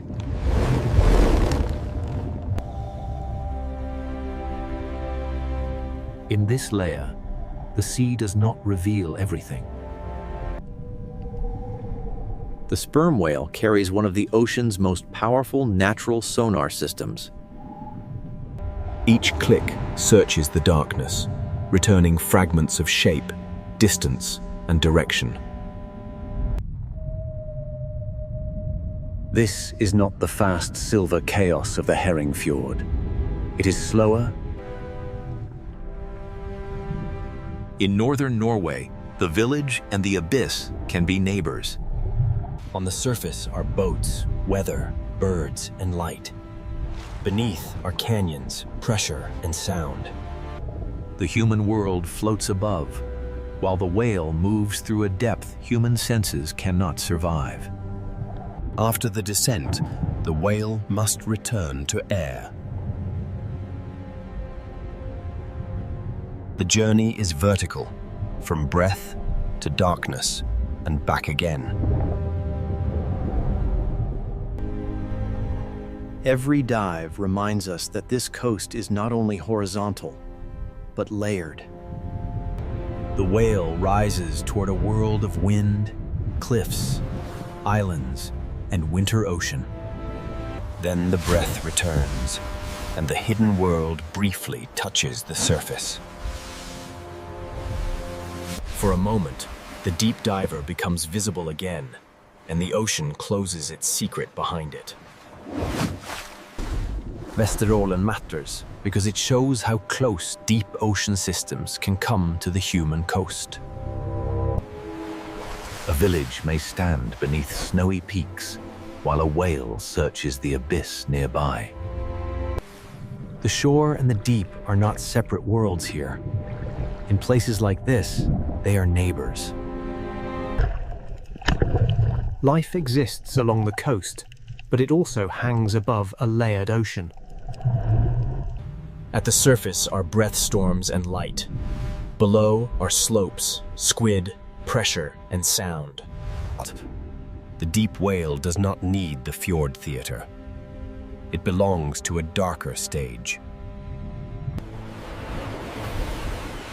But life here does not only rise from the ocean depths. It also clings to stone, where the ocean sends food upward into wings. Along the northern coast, cold cliffs become vertical cities beside the sea. Along the northern coast, cold cliffs become vertical cities beside the sea. From the abyss of sperm whales, we turn to the crowded cliffs where the sea becomes flight. From the abyss of sperm whales, we turn to the crowded cliffs where the sea becomes flight. Along the northern coast, stone cliffs become cities because the ocean below can feed them. At first, the cliff looks like cold stone. Then the ocean reveals it as a vertical city. Every ledge is a place of balance, where life clings between rock, wind, and ocean. The sea feeds them below, but the cliff gives them a place to return. A puffin-carrying fish is carrying the energy of the ocean onto land. Each small fish began in the sea, but now it becomes part of a life built high above the waves. The birds dive into the ocean, take from the sea, and bring that life back to stone. A seabird colony is not only a spectacle, it is evidence that the ocean nearby is productive. Some birds dive, some glide, some wait on ledges, but all of them depend on the sea. On these cliffs, survival is measured in inches of stone and miles of ocean.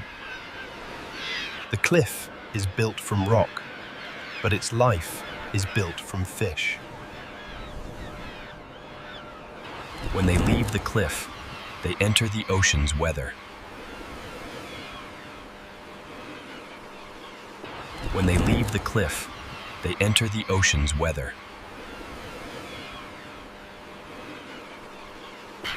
When fish shift, birds must search farther, and the ocean becomes harder to read. A cliff can roar with life, but a quieter ledge can also tell a story from the sea. When birds vanish from a place like this, it is not only a loss of sound, it is a signal from the ocean. Seabirds make absence visible because they return from the sea to land. If food becomes harder to find, the cliff feels it long before the viewer understands why. The bird reads the surface, the fish reads the current, the cliff records the result. Yet the cliffs remain alive, because the ocean still sends food into the air. Every returning bird is a small proof that the sea can still provide. The journey from water to wing is repeated thousands of times across the coast. Below these cliffs, humans have also learned to read the ocean. In northern Norway, the sea is not only scenery, it is food, danger, memory, and identity. Small villages sit between mountains and ocean, shaped by the narrow chances the sea allows. A calm harbor can feel safe, but beyond it, the ocean can change without warning. The work of the village begins with weather, timing, and respect for the sea. Fish leave the ocean, but the cold air and wind become part of the process. Here, the climate itself helps preserve what the sea has given.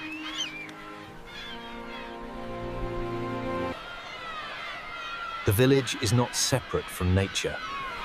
It is woven into the ocean's rhythm. People here have not lived by conquering the ocean. They have lived by negotiating with it. A fisher reads wind, current, fish movement, and season before trusting the sea. The coastline may look beautiful from far away, but the ocean does not forgive carelessness. Knowing when to turn back can be as important as knowing where the fish are. A harbor light in winter is not only beautiful, it is a signal of adaptation. Behind each light is a life built around weather, fish, darkness, and return. Generations learn this coast not only from maps, but from storms remembered. The same sea that feeds a village can threaten it, depending on wind, distance, and timing.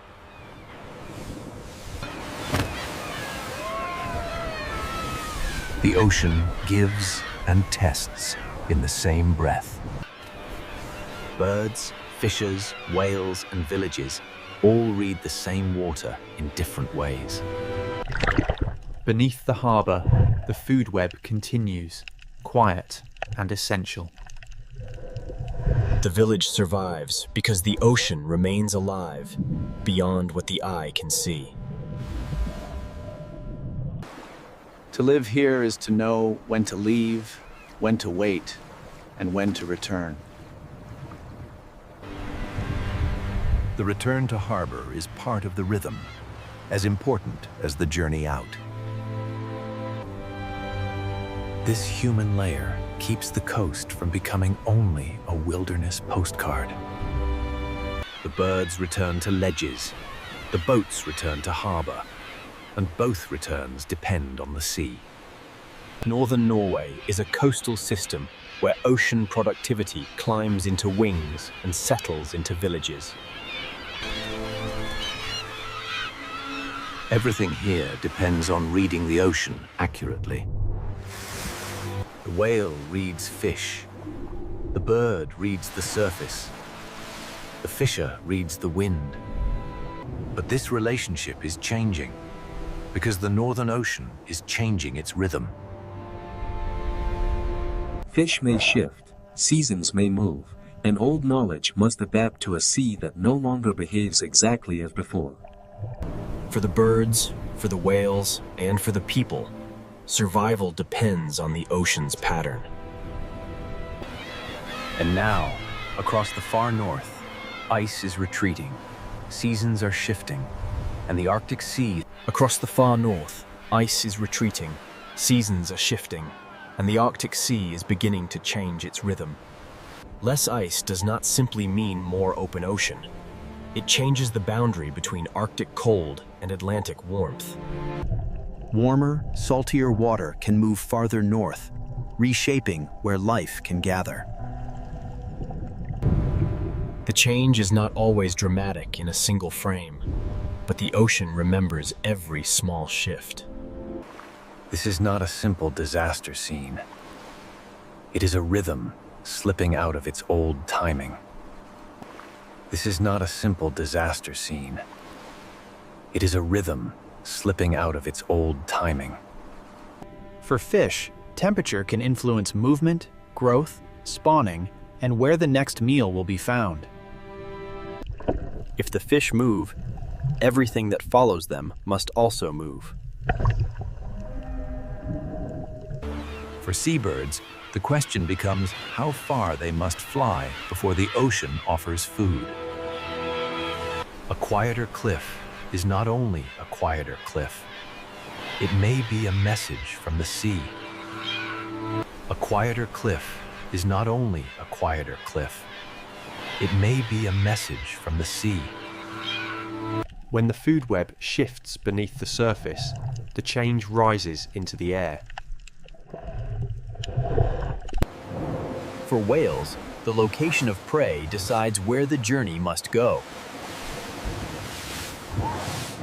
If herring gather differently, the giants must search differently. For fishing communities, these changes are not abstract. They arrive as questions at the harbor. Where will the fish be? When will they come?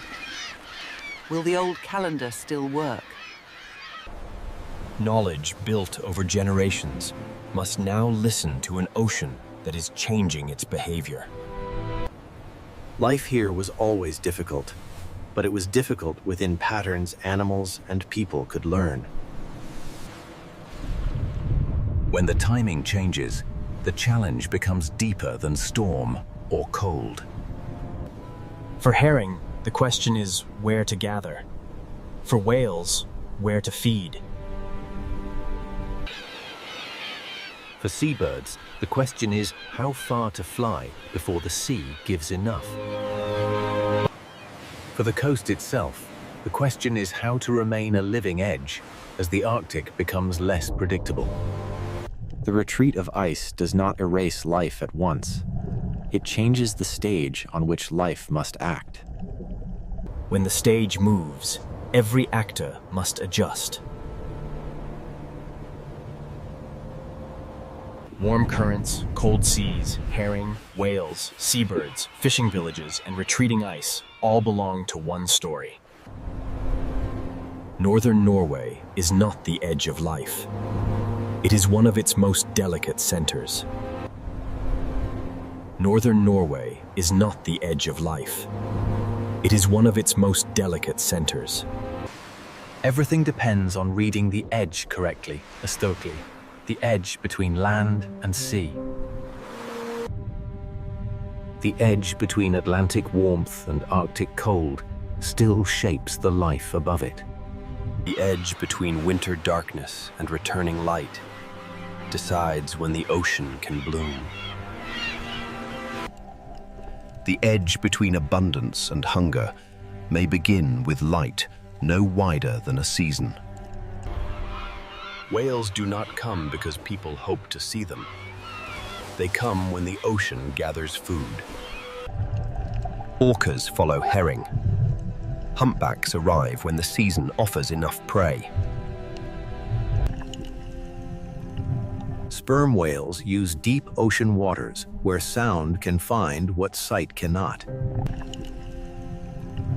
Sperm whales use deep ocean waters where sound can find what sight cannot. Humans are part of this system too, reading weather, current, fish movement, and season. A family drying fish in cold air is using the climate as part of the process. A harbor light in winter is not only beautiful, it is a sign that life has adapted.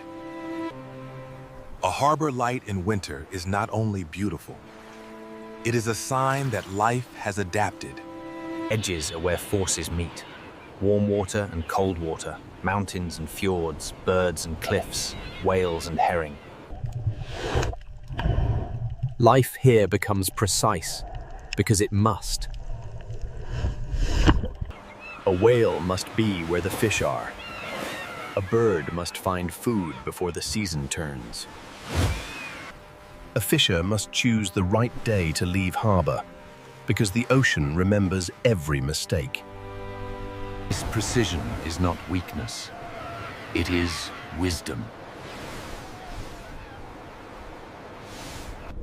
The animals do not fight the Arctic Ocean as if it were an enemy. They use what it gives. Wind becomes flight. Cold water becomes a feeding ground. Darkness becomes a season of whale breath and herring movement. Fjords become shelter. Canyons become hunting routes. The people here do the same. They build low against the wind and place villages near protected water. They follow fish, respect weather, and understand that the sea is never only a view.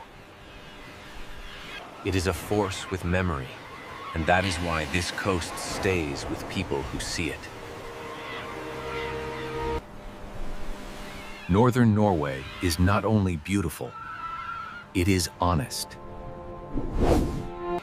It does not pretend nature is gentle.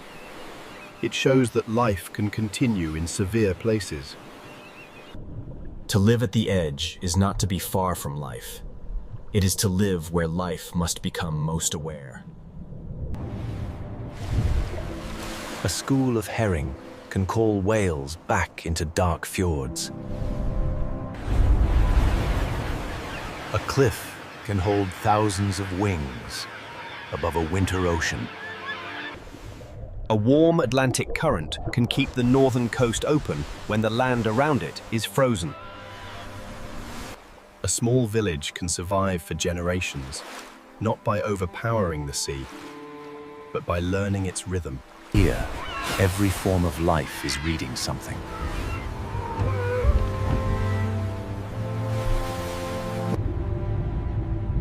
The blue whale reads the fish. The albatross reads the surface. The fisher reads the wind. The village reads the season. The coast reads the meeting of warm Atlantic water and Arctic cold. Northern Norway is not the end of life. It is where life becomes precise. Between wind, ice, and ocean, every breath, every wing, every returning boat, not by conquering nature, but by listening carefully enough to remain. This is Norway. Life at the edge of wind, ice, and ocean. At the meeting point of desert, sunlight, and sea, the Red Sea Ocean begins as a world of beauty, danger, and mystery. From above, this sea looks silent and gentle, but beneath the surface of the Red Sea Ocean lies a living world. Every descent into this sea is a crossing from the world we know into the hidden heart of the Red Sea Ocean. The deeper we enter the Red Sea Ocean, the more the sea begins to reveal the first shadows of a world built beneath the waves. Here, the Red Sea Ocean begins to change from open blue water into a hidden sea kingdom filled with color, movement, and life. The beauty of this sea is not empty beauty. Every color in the Red Sea Ocean belongs to a living system struggling to survive. Even the sand beneath this sea carries the marks of the Red Sea Ocean, shaped by currents, tides, and the slow rhythm of time. At first, the Red Sea Ocean shows only wonder, but every opening in the reef is also a doorway into survival.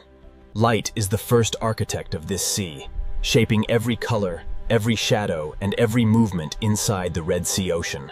In the Red Sea Ocean, beauty is built layer by layer, and this first coral garden is only the beginning of the seal's hidden story. Now the Red Sea Ocean begins to open before us, not as a silent blue space, but as a living sea city built by coral and time. Every narrow passage in this sea leads to another chamber of life, and every coral wall protects a fragile part of the Red Sea Ocean.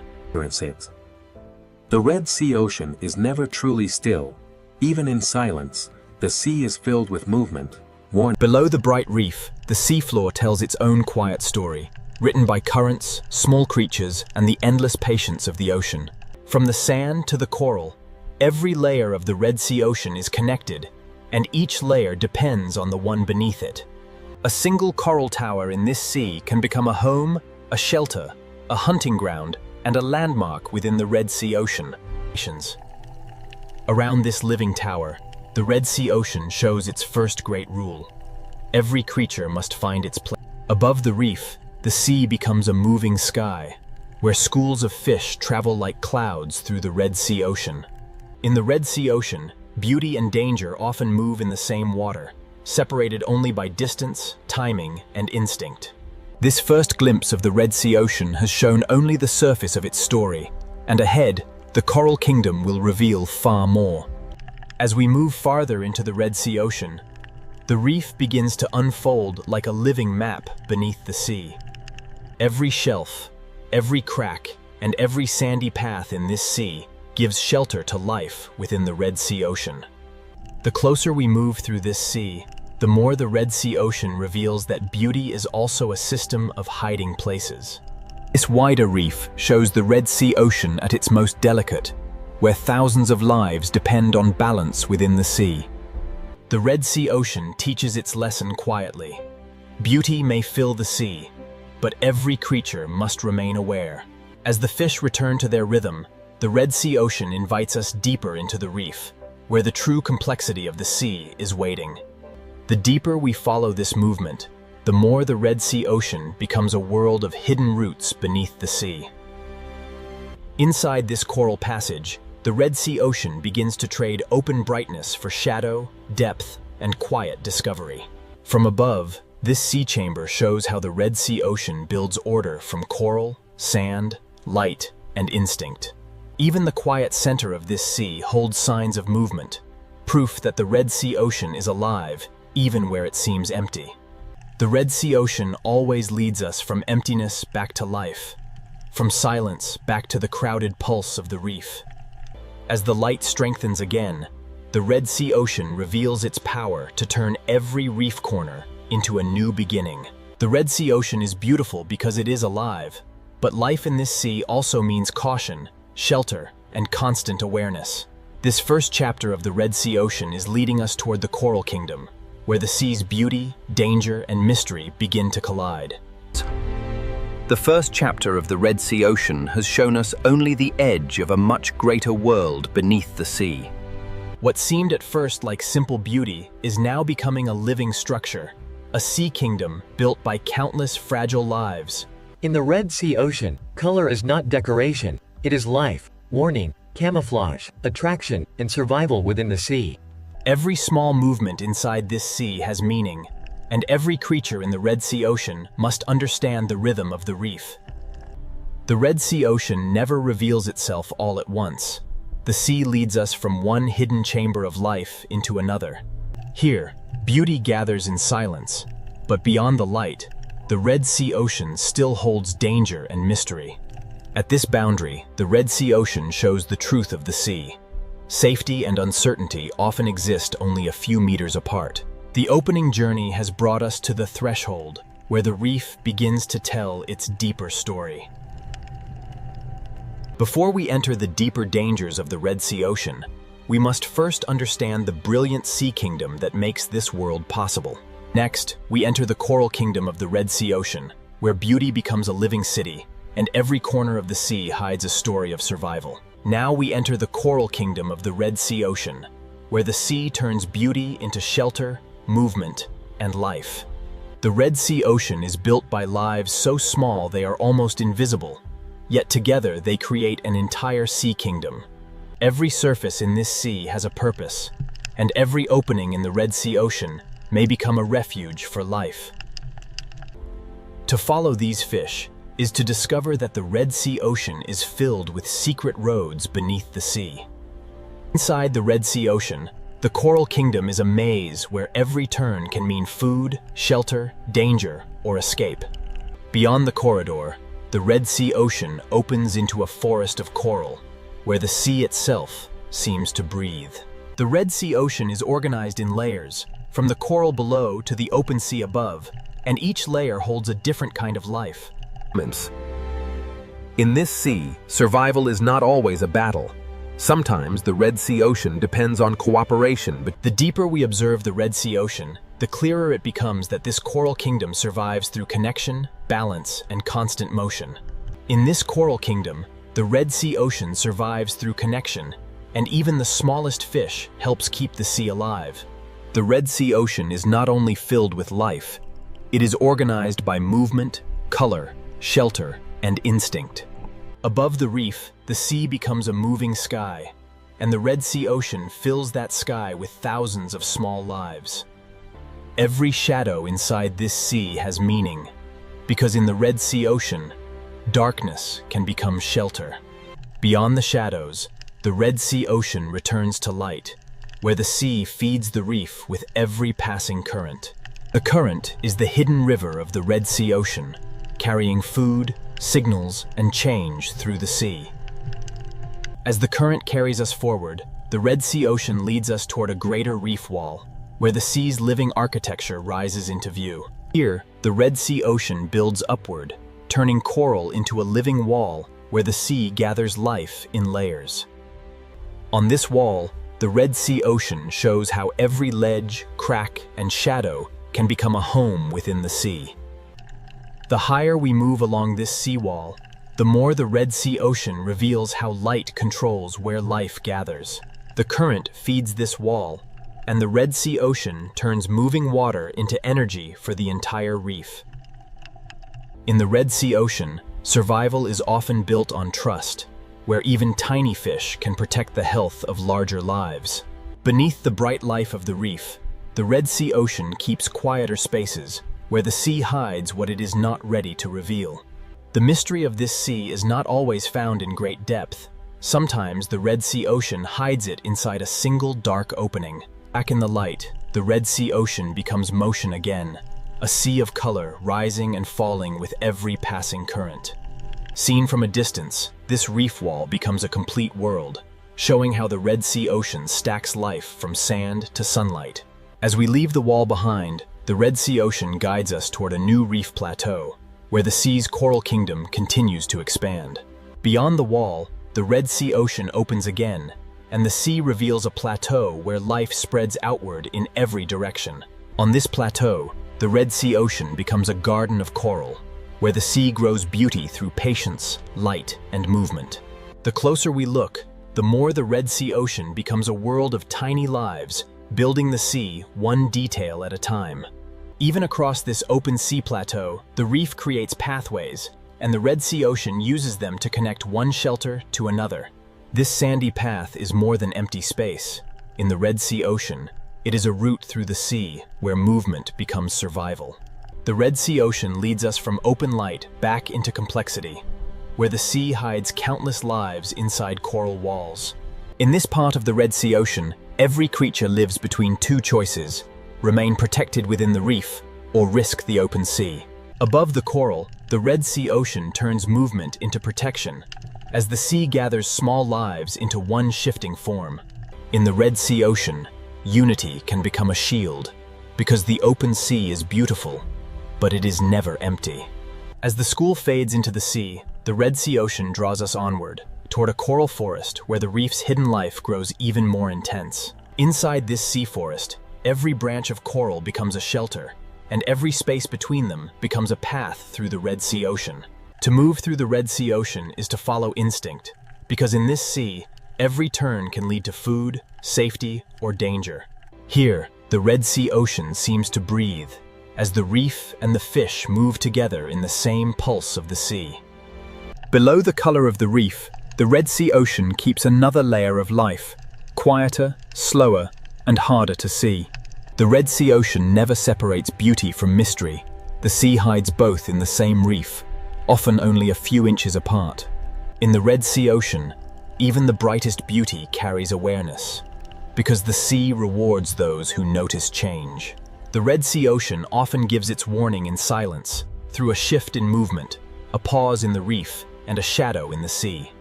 This is where the Coral Kingdom teaches us the truth of the Red Sea Ocean. Beauty can protect life, but it can never erase danger from the sea. Next, we leave the brightest heart of the Red Sea Ocean and begin to uncover the hidden danger beneath the beauty of the sea. Beyond the brightest heart of the reef, the Red Sea Ocean begins to reveal the danger hidden inside beauty. At this boundary, the Red Sea Ocean becomes a meeting place where reef life, open water, and hidden danger constantly overlap. As we descend along the reef slope, the Red Sea Ocean leads us into a darker zone where danger becomes harder to see. In this sea, danger does not always arrive with motion. Sometimes it begins with stillness. The reef reacts before the eye understands, because in the Red Sea Ocean, survival depends on sensing danger early.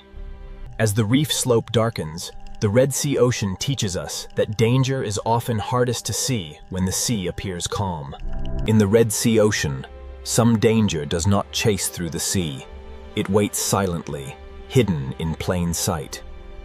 The Red Sea Ocean often hides its hunters beyond the frame, allowing only their shadow to speak for them. Here, the Red Sea Ocean turns invisibility into protection, and the sea allows danger to become part of the landscape. Here, danger wears beauty openly, and the Red Sea Ocean gives even its most dangerous creatures a hypnotic grace.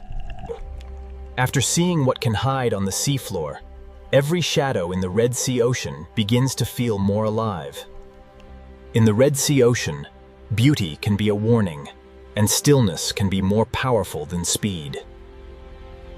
The reef is not only a shelter. In the Red Sea Ocean, it is also a place where danger can wait unseen. Not every hidden creature in this sea is a hunter. In the Red Sea Ocean, camouflage can also be the language of defense.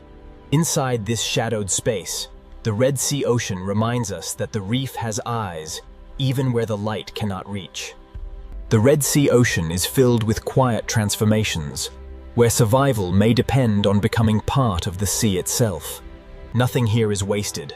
Not a shadow, not a crack, not a pause. Everything in the Red Sea Ocean can become part of survival.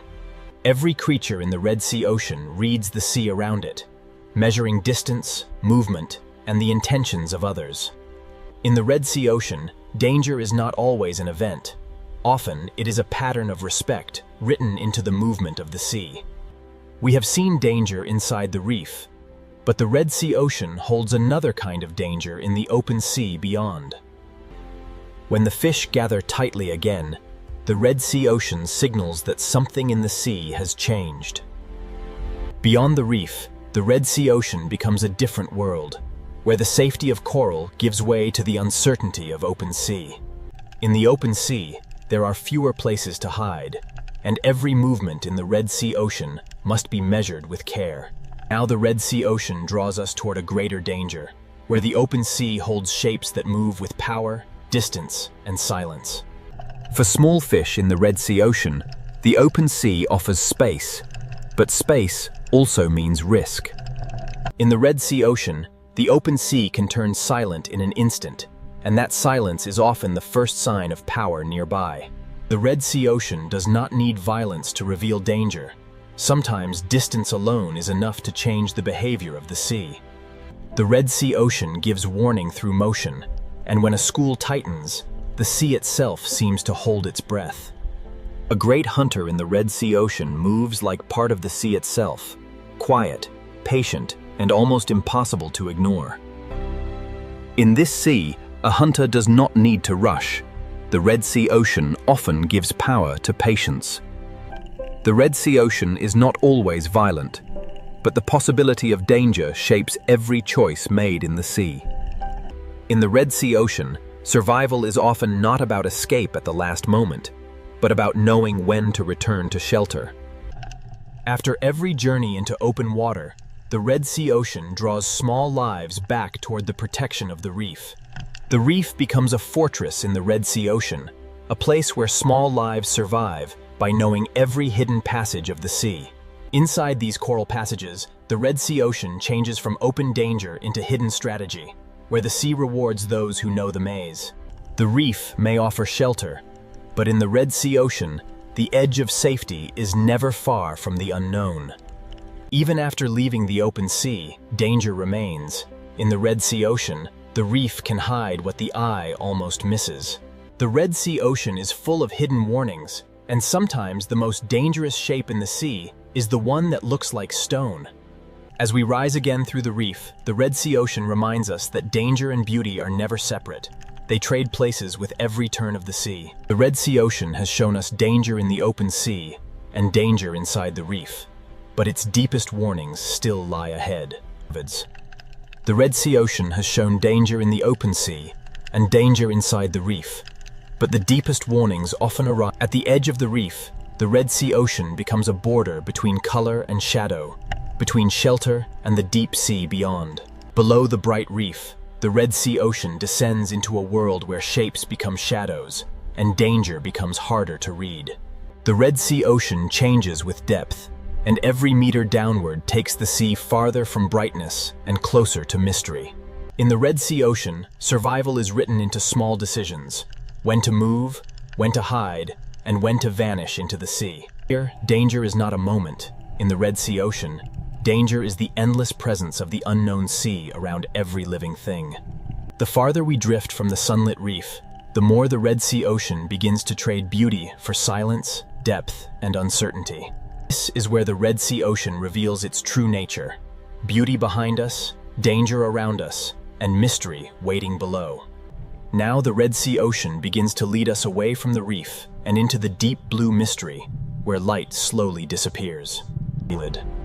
Next, we descend into the deep blue mystery of the Red Sea Ocean, where the sea grows darker, quiet. Now we enter the deep blue mystery of the Red Sea Ocean, where the sea grows darker, quieter, and less familiar with every descent. Above us, light still belongs to the reef, but below us, the Red Sea Ocean begins to belong to shadow. The Red Sea Ocean is not only reefs and color. Beneath the beauty, the sea drops into walls, canyons, and hidden depths. Along this wall, the Red Sea Ocean becomes a border between solid stone and endless water, between what can be seen and what remains unknown. In the deeper Red Sea Ocean, life becomes quieter, slower, and harder to find, but it never truly disappears from the sea. The deeper we travel, the more the Red Sea Ocean offers doorways into places where light can barely follow. Some places in the Red Sea Ocean do not reveal themselves at once. The sea asks for patience before it allows us closer. At this threshold, the Red Sea Ocean becomes a mystery within a mystery, a hidden room inside the deep sea. Inside this hidden passage, the Red Sea Ocean changes again, From wide blue depth into a narrow world shaped by stone, silence and darkness. Here, where sunlight weakens, the Red Sea Ocean begins to whisper another story, one written in darkness. Here, inside the deeper Red Sea Ocean, light no longer rules the sea. It survives only in fragments. In this sea, even the smallest light becomes a signal, a warning, or a fragile sign of life in the dark. The deeper this passage leads, the more the Red Sea Ocean becomes a place of silence, adaptation, and hidden endurance. Inside the Red Sea Ocean, even darkness has direction, guiding life through hidden corridors carved by time and water. In places like this, the Red Sea Ocean becomes a refuge, where life survives by slowing down and staying close to stone. Every layer of the Red Sea Ocean is connected, and survival in this sea depends on forces moving quietly between darkness and light. The deep sea gives to the reef in ways that are almost unseen, and the Red Sea Ocean depends on this hidden movement to keep life alive. As light returns, the Red Sea Ocean reveals that survival is not sudden. It is built slowly, one reef, one current. This coral may look still, but in the Red Sea Ocean, it is constantly feeding, breathing, building, and surviving against the sea. In this sea, survival is shared, because the Red Sea Ocean holds life together through feeding, cleaning, hiding, and moving. The Red Sea Ocean survives through balance, and even a fish grazing quietly on the reef helps protect the seal's fragile foundation. From the coral floor to the open sea above, the Red Sea Ocean builds survival in layers, and every layer must remain strong. Movement is survival in the Red Sea Ocean, because the sea demands that every creature know when to rise, when to feed, and when to return. In this sea, nothing survives alone. The Red Sea Ocean depends on timing, shelter. As the current carries us forward, the Red Sea Ocean begins to show the fragile strength of life, adapting to a changing sea. As the current reaches brighter water, the Red Sea Ocean reveals how survival depends on adapting to a sea that never stands still. The reef may appear strong, but in the Red Sea Ocean, even the brightest coral survives only when the sea remains in balance. In this sea, survival is not always dramatic. The Red Sea Ocean often tests life through space, shelter, and quiet competition. For a small fish in the Red Sea Ocean, survival can be measured in seconds, in distance, and in the safety of the next coral opening.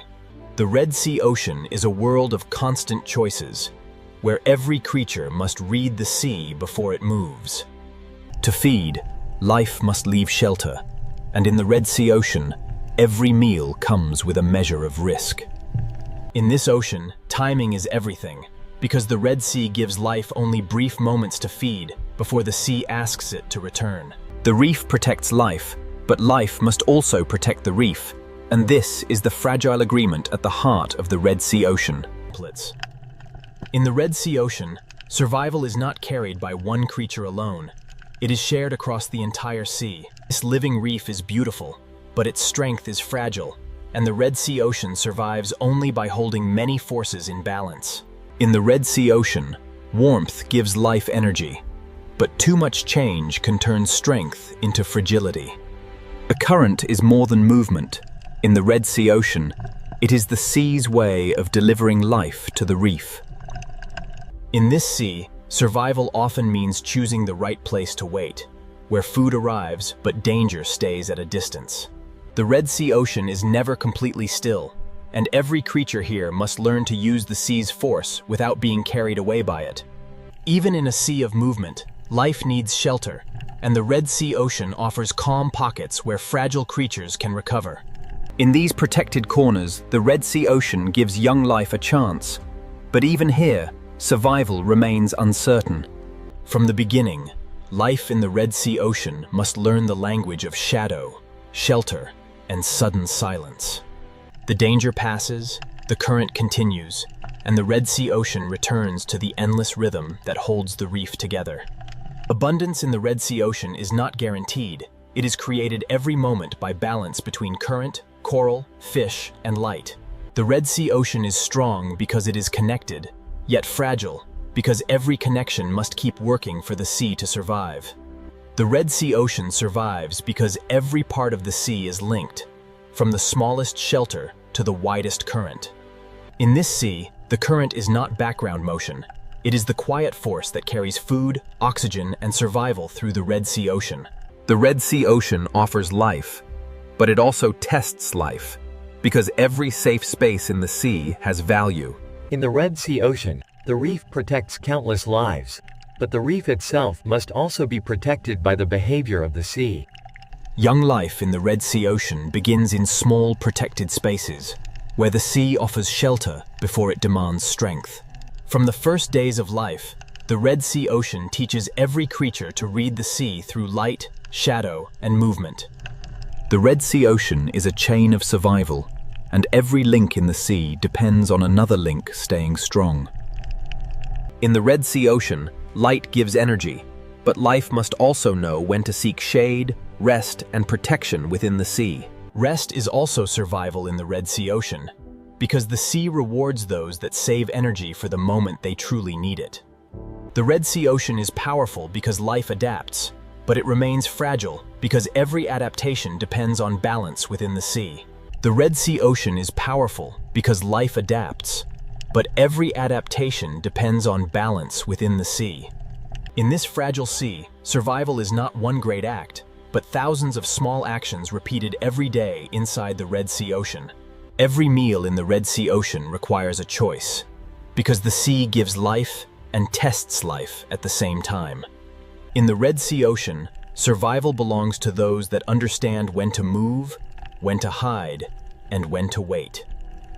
The Red Sea Ocean looks abundant here, but abundance survives only when the sea's hidden balance remains unbroken. This sea survives because its parts are connected, and the Red Sea Ocean becomes fragile whenever one connection begins to fail. Here, the Red Sea Ocean gathers every lesson of the sea. Beauty to attract life, danger to shape it.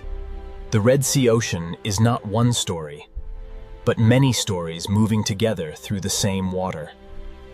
From the smallest coral polyp to the widest current, the Red Sea Ocean survives through balance, and that balance is the true strength of the sea. Next, we return to the full Red Sea Ocean, where beauty, danger, and mystery finally collide in one unforgettable sea. Now the Red Sea Ocean gathers every force we have seen, beauty, danger, mystery, and survival, into one living sea. The Red Sea Ocean is not divided into separate worlds. The reef, the open sea, and the deep all breathe through the same water. The beauty of the Red Sea Ocean is still the first thing we see, but now we understand how much life is hidden inside that beauty. Here, the Red Sea Ocean reminds us that danger does not always destroy beauty. Sometimes it wears beauty as its warning. When life leaves the reef, the Red Sea Ocean changes its rules, and every movement across the open sea becomes a risk. The Red Sea Ocean does not need chaos to show power. Sometimes the quiet presence of a hunter is enough to reshape the sea. Below the danger of the open sea, the Red Sea Ocean holds another force entirely: the mystery of depth. The Red Sea Ocean is beautiful at the surface, dangerous at the edge, and mysterious in the darkness below. Everything we have seen belongs to one sea, and every layer of the Red Sea Ocean shapes the layer above and below it. This is the Red Sea Ocean in its true form, a living sea where beauty, danger, and mystery collide without ever becoming separate. In this single frame, the Red Sea Ocean becomes the whole story, a sea where every force touches every other force. The Red Sea Ocean never separates wonder from risk, because the same sea that feeds life also tests it. Every crossing in the Red Sea Ocean is a choice between the safety of the reef and the opportunity of the open sea. In the Red Sea Ocean, danger may pass without violence, but its presence changes the rhythm of the sea. The reef may seem like a safe kingdom, but the Red Sea Ocean keeps the deep mystery close, even inside its brightest coral. Beneath every bright surface, the Red Sea Ocean holds a quieter world, where the sea keeps its oldest secrets.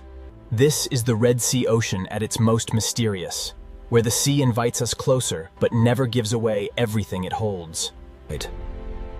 The Red Sea Ocean moves between darkness and light, as if both are part of the same breath. Seen from above, the Red Sea Ocean is a living map of connection, where every path leads from beauty toward risk and from risk toward mystery. The Red Sea Ocean is unforgettable because it is never only one thing. The sea is beauty, danger. The Red Sea Ocean is unforgettable because it is never only one thing. The sea is beauty, danger. Every path through the Red Sea Ocean carries more than motion. It carries the memory of shelter, hunger, caution, and instinct. The great story of the Red Sea Ocean is written in small details, in sand tracks, coral shadows, and the quiet movement of life. In this sea, every doorway is both promise and warning, because the Red Sea Ocean hides mystery inside beauty. The Red Sea Ocean leads us through gateways of coral, each one opening from what we know into what the sea still keeps hidden. Here, the Red Sea Ocean shows balance at the edge, where beauty holds its ground while danger moves quietly in the distance. Below the reef, the Red Sea Ocean keeps its deeper silence, where the sea becomes shadow, pressure, and hidden light. Nothing in the Red Sea Ocean is truly separate. The deep feeds the reef shelters life, and life moves the story of the sea forward. The Red Sea Ocean is a circle of survival, where each return to the reef carries the influence of the deep sea below. As the Red Sea Ocean opens beneath us, the full truth becomes clear. This sea is not only a place to witness, but a world to understand. As the Red Sea Ocean opens beneath us, the full truth becomes clear. This sea is not only a place to witness, but a world to understand. Every path in the Red Sea Ocean connects to another, and every movement in the sea becomes part of a larger design. The Red Sea Ocean holds many worlds close together, and the distance between color and darkness is often only a few meters of sea. In this sea, survival is the art of balance, and the Red Sea Ocean asks every creature to understand the line between safety and risk. The Red Sea Ocean gives life the courage to move, but the sea also reminds life to return before the distance becomes too great. Danger in the Red Sea Ocean does not always strike. Sometimes it simply passes through the sea and changes everything around it. The Red Sea Ocean is filled with doorways, and each doorway leads from light into shadow, from safety into the unknown. The Red Sea Ocean is filled with doorways, and each doorway leads from light into shadow. The Red Sea Ocean does not choose between darkness and light. It carries both, and life must learn to move between them. Now the Red Sea Ocean prepares to leave us with its final lesson. This sea is most powerful when all of its hidden forces collide. The final lesson of the Red Sea Ocean begins here, where every hidden force of the sea comes together in one living world. Beauty is the face of the Red Sea Ocean, but beneath that beauty, the sea is always moving, testing, hiding, and surviving. Every creature in the Red Sea Ocean belongs to the same fragile rhythm, and every rhythm helps the sea continue. Danger is not separate from the Red Sea Ocean. It is one of the forces that shapes the movement, caution, and intelligence of the sea. Mystery is the depth of the Red Sea Ocean, the part of the sea that remains unseen even after the journey has changed us.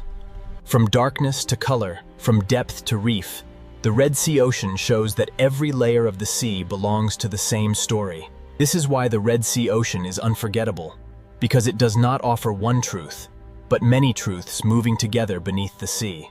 The Red Sea Ocean is a living collision of forces, and its power comes from the way those forces remain connected. As we rise from the reef, the Red Sea Ocean remains below us, still alive, still dangerous, still beautiful, and still filled with mystery. The journey ends here, but the Red Sea Ocean continues, where beauty, danger, and mystery collide beneath the endless sea. This hidden chamber shows another face of the Red Sea Ocean. Not bright, not crowded, but ancient. In the deep Red Sea Ocean, mystery is not only what hides in darkness, but how life continues where almost nothing seems possible. Every hidden room in the Red Sea Ocean seems to lead to another, as if the sea itself is built from secrets. The path ahead sinks lower, and the Red Sea Ocean draws us farther from light, farther from color, and deeper into the unknown sea. At the end of this hidden passage, the Red Sea Ocean opens again, but now the sea ahead is darker, wider, and far more mysterious. Beyond the hidden cave, the Red Sea Ocean opens into a deeper world, where the sea becomes wider, darker, and far less familiar. Here, the Red Sea Ocean no longer feels like a reef. It feels like a silent sky beneath the sea. The Red Sea Ocean may appear empty in the deep, but the sea is never truly empty. Life simply becomes harder to find.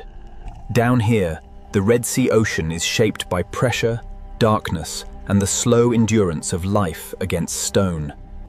In this deep part of the Red Sea Ocean, survival belongs to creatures that can vanish into the sea itself. The deep Red Sea Ocean is full of hidden valleys, places where the sea gathers silence, shadow, and fragile life. This valley is another corridor of the Red Sea Ocean, not carved for us, but shaped by the sea over time beyond human memory. The farther we move through this sea valley, the more the Red Sea Ocean seems to leave the surface world behind. Where sunlight cannot reach, the Red Sea Ocean creates its own language of light, faint, brief, and mysterious.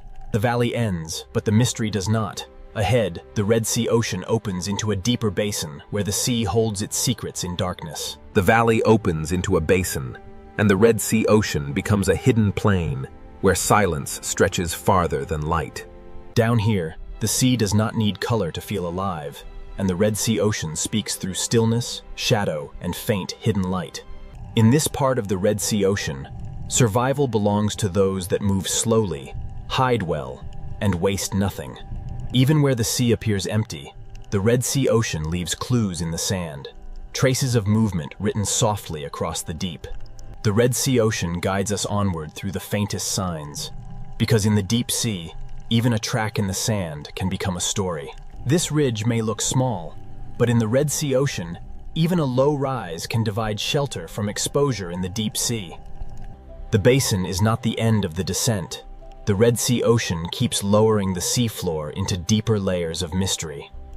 With every downward turn, the Red Sea Ocean grows less familiar, as if the sea is hiding older worlds beneath newer ones. Here, the Red Sea Ocean reveals a world that does not need brightness to be beautiful, only the will to survive in darkness.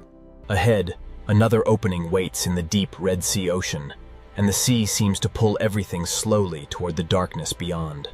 At the edge of this canyon, the Red Sea Ocean feels less like a place and more like a question waiting in the dark. The Red Sea Ocean does not reveal its deepest rooms easily. It hides them behind stone, darkness, and pressure.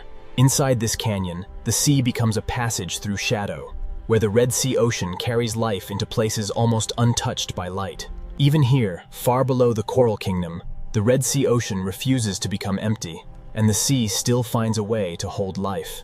In the deep Red Sea Ocean, movement becomes careful, energy becomes precious, and survival depends on doing almost everything slowly.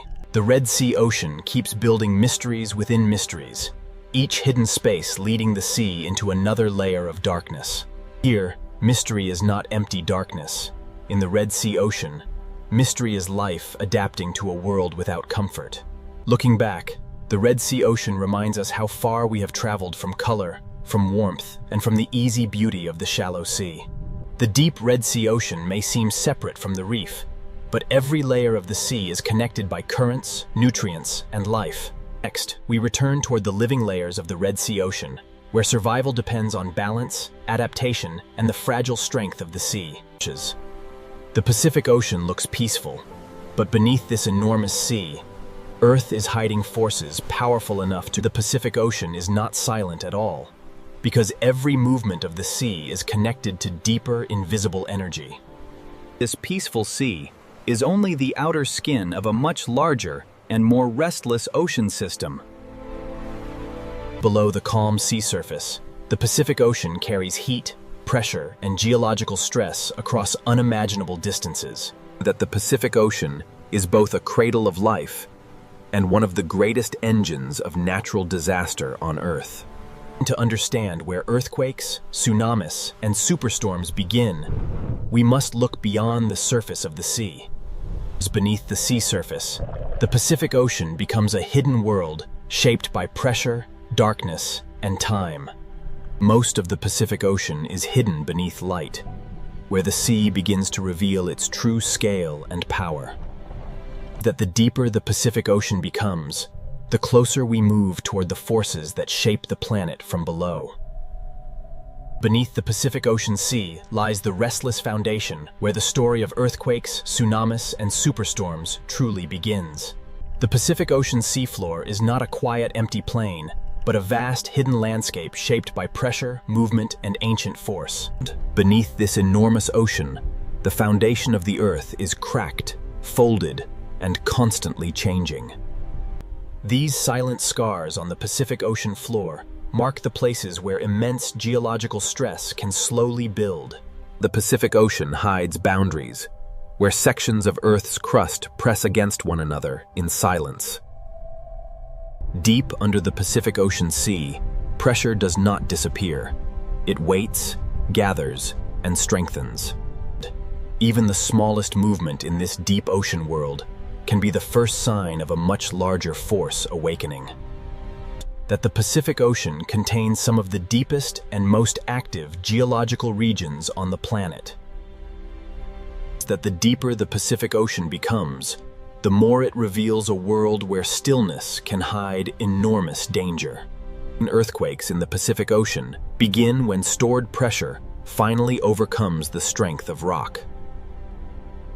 Beneath the Pacific Ocean Sea, the first quiet signs of a future earthquake may already be beginning. The Pacific Ocean often gives its first warning deep below the sea, long before anything changes at the surface. Beneath the Pacific Ocean Sea, pressure can remain trapped for centuries before releasing in a single violent moment. The Pacific Ocean rests on moving plates, and where those plates lock together, invisible energy begins to accumulate. This deep-sea silence is deceptive, because the Pacific Ocean floor is slowly storing the force that can shake entire coastlines. When rock beneath the Pacific Ocean can no longer hold against pressure, the stored energy begins to search for release. Trenches beneath the Pacific Ocean mark places where one plate may be forced beneath another, creating some of Earth's most powerful seismic zones. In the Pacific Ocean, the greatest disasters often begin with movements so deep that the surface sea remains unaware. Every layer of rock beneath the Pacific Ocean carries a record of collisions, ruptures, and pressure built over geological time. An earthquake beneath the Pacific Ocean does not begin as a single image, but as a chain of stress, resistance, and sudden release. Beneath the Pacific Ocean Sea, calm is never proof of safety, because the next movement may begin without warning. The Pacific Ocean can return to silence, even when the forces beneath the sea have not disappeared. Under this sea, stillness is only a pause between movements of the Earth. Every fracture beneath the Pacific Ocean is part of a larger system that links deep geology to the sea above. The Pacific Ocean hides an enormous architecture of stress, where pressure can travel across the ocean floor without being seen at the surface. When the seafloor moves, the entire Pacific Ocean above it becomes part of the transfer of energy. The ocean does not need to break open violently to carry danger. Sometimes the first signal is a silent movement through water. Energy born under the Pacific Ocean can move upward and outward through the sea long before the world recognizes its power. The Pacific Ocean is a bridge between the planet's inner force and the atmosphere that shapes storms above. This single ocean can carry energy from the seafloor into waves, from warm water into clouds, and from silence into catastrophe. The Pacific Ocean is never only what we see on the surface, because beneath this sea, earthquakes may begin. The Pacific Ocean always returns to beauty on the surface, even when the deep sea below continues to hold the memory of pressure and movement. What happens beneath the Pacific Ocean may remain invisible, but its consequences can travel across the sea with unstoppable force. The Pacific Ocean is connected from its deepest trenches to its highest storm clouds. Beneath this sea, the earth can shake. Above this sea, storms can grow. And across this sea, the Pacific Ocean is not one story, but many forces moving together beneath one endless surface.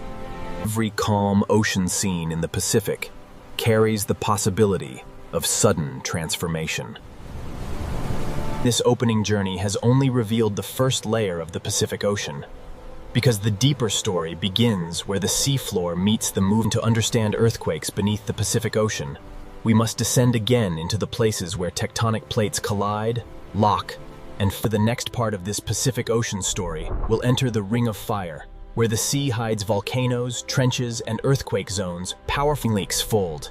The Pacific Ocean is the silent giant of Earth, and beneath this vast sea begins the path toward earthquake. Beneath the Pacific Ocean Sea lies the Ring of Fire, a vast hidden boundary where the planet's crust is restless. Along the Pacific Ocean trenches, one tectonic plate can be forced beneath another, creating some of the strongest earthquakes the planet can produce. The Ring of Fire beneath the Pacific Ocean Sea is where pressure gathers, rocks resist, and the first hidden steps toward earthquake begin. Inside the Pacific Ocean Sea, the Ring of Fire is not a single place, but a vast chain of hidden collision zones wrapped around the ocean basin. These layers beneath the Pacific Ocean were shaped by millions of years of pressure, collision, eruption, and slow tectonic movement. Where tectonic plates meet beneath the Pacific Ocean Sea, the rock does not slide smoothly. It locks, bends, and stores force. This hidden resistance beneath the Pacific Ocean is what allows earthquake energy to build quietly over time. The Ring of Fire beneath the Pacific Ocean is a place where the surface of the planet is constantly being recycled, crushed, and reborn. Volcanoes beneath the Pacific Ocean reveal how closely fire and water exist together in this hidden world. Heat escaping from beneath the Pacific Ocean is another sign that the Earth below this sea is still intensely active. Beneath the Pacific Ocean Sea, tectonic plates do not move freely. They grind, resist, and lock against each other.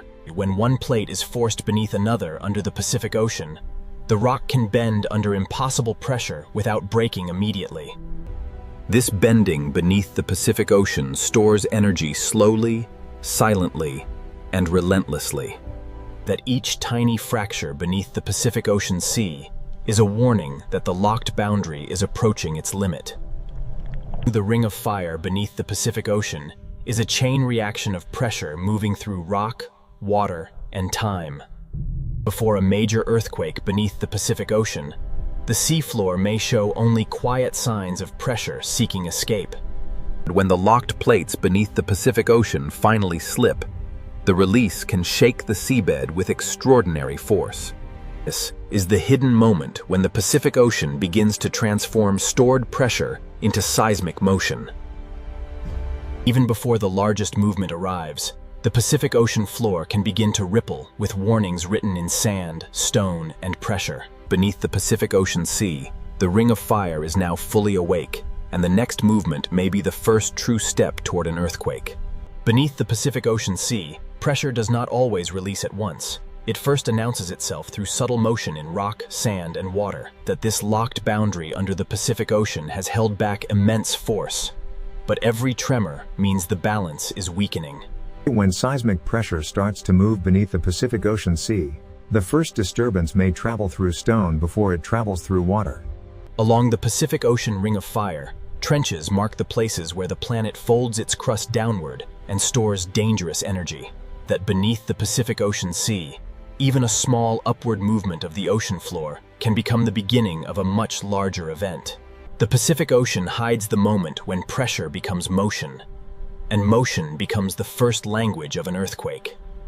That under this vast sea, the Earth can hold still for centuries, then move in seconds with enough force to disturb the entire ocean above.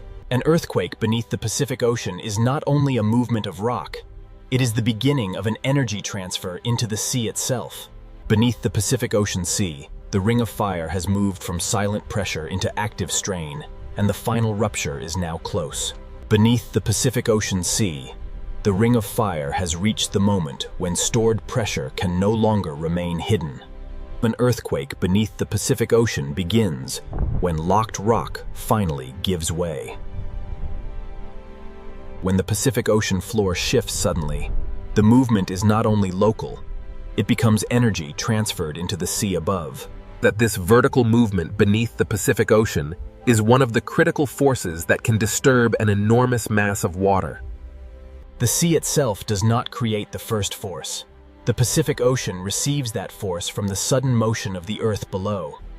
Deep under the Pacific Ocean, an earthquake is not the end of the story, but the beginning of a new motion through the sea.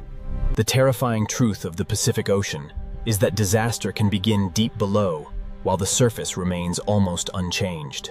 This contrast is what makes the Pacific Ocean so dangerous. A peaceful surface can conceal a violent transformation underneath. Once the Pacific Ocean floor has moved, the next question is whether that movement has pushed enough water to form a tsunami. Beneath the Pacific Ocean, the Ring of Fire has released its first great force, and in the next chapter, the sea itself will show how an earthquake can become a tsunami. When the Pacific Ocean floor shifts, the sea above it may become the next carrier of Earth's power. A tsunami does not begin as a towering wave, but as energy moving quietly through the ocean. In the open Pacific Ocean, tsunami energy can travel across enormous distances while barely changing the surface. The Pacific Ocean can carry this energy like a message written through water. When part of the Pacific Ocean floor rises or drops suddenly, it pushes the water above into motion. The sea does not move because of wind here. It moves because the ground beneath the Pacific Ocean has changed shape. The size of the displaced seafloor helps determine how much water the Pacific Ocean will set in motion. In deep water, tsunami waves are often long, fast, and low, hiding their strength across the vast Pacific Ocean. This is what makes the Pacific Ocean so deceptive. The first stage of a tsunami may pass beneath a calm-looking sea. The tsunami has begun, not as destruction, but as silent energy racing across the Pacific Ocean. Across the deep Pacific Ocean, the first stage of a tsunami may be almost invisible to the eye. In deep water, tsunami energy can travel fast, while the ocean surface remains deceptively low and smooth. The Pacific Ocean can carry a tsunami across thousands of kilometers before the wave begins to rise. The deeper the ocean, the more efficiently the Pacific Ocean allows this energy to move. A tsunami is not simply a surface wave, but a movement involving a vast depth of water. Unlike ordinary wind waves, tsunami energy reaches deep into the Pacific Ocean. The Pacific Ocean transforms the earthquake's sudden force into a traveling pulse of water. The Pacific Ocean can hide great danger inside motion, too broad and low to appear threatening. Only when this energy approaches shallower water will the Pacific Ocean begin to reveal its true power. The Pacific Ocean is carrying the wave toward shallower ground, where silence will begin to turn into height. The Pacific Ocean is now carrying the hidden force away from deep water and toward the place where the wave will begin to change. As the Pacific Ocean becomes shallower, the energy has less space to remain hidden. When tsunami energy reaches shallower parts of the Pacific Ocean, the wave begins to slow down. The wave loses speed, but it does not lose energy. The Pacific Ocean begins converting hidden horizontal motion into visible height. This is the transformation stage, when the Pacific Ocean begins to reveal the force that had been hidden across deep water. The shallower the Pacific Ocean becomes, the more the wave is forced upward. Below the surface, the Pacific Ocean is already moving with dangerous strength. A tsunami becomes most dangerous when the Pacific Ocean forces deep energy into shallow form. The Pacific Ocean has begun turning silent energy into a visible wall of water. The Pacific Ocean has now forced hidden deep water energy into a visible wave approaching shallow ground. Before the great surge arrives, the Pacific Ocean may first reveal its warning by withdrawing from the coast. This sudden retreat is not calm, but water being pulled into the growing force of the tsunami. The Pacific Ocean is now compressing motion, depth, and distance into a single advancing surge. A tsunami is powerful not only because of its height, but because an enormous volume of Pacific Ocean water is moving behind it. What began as a movement of the seafloor has become a moving mass of ocean. Below the surface, the Pacific Ocean tsunami is not a simple wave, but a deep, moving body of water. As the Pacific Ocean enters the final shallow zone, the wave becomes slower, taller, and far more destructive. The Pacific Ocean is now releasing the energy that began far below on the seafloor. The Pacific Ocean has transformed an unseen earthquake into a visible force capable of reshaping the edge of land. The Pacific Ocean does not strike as a single wave, but as a moving body of water carrying the weight of the entire sea behind it. That once tsunami water reaches land, the Pacific Ocean becomes a horizontal force, more dangerous than height alone.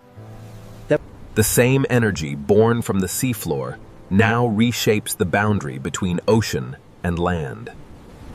Tsunami danger continues even when the first impact appears to pass, because the Pacific Ocean can pull back with nearly the same force it arrived with. A tsunami is often not one wave, but a sequence of surges moving through the Pacific Ocean. The Pacific Ocean can send repeated waves because the original earthquake energy continues moving through the sea. The Pacific Ocean reveals how a movement deep under the seafloor can travel outward until it changes the shape and rhythm of distant shores. Earthquakes and tsunamis are only one face of the Pacific Ocean's power.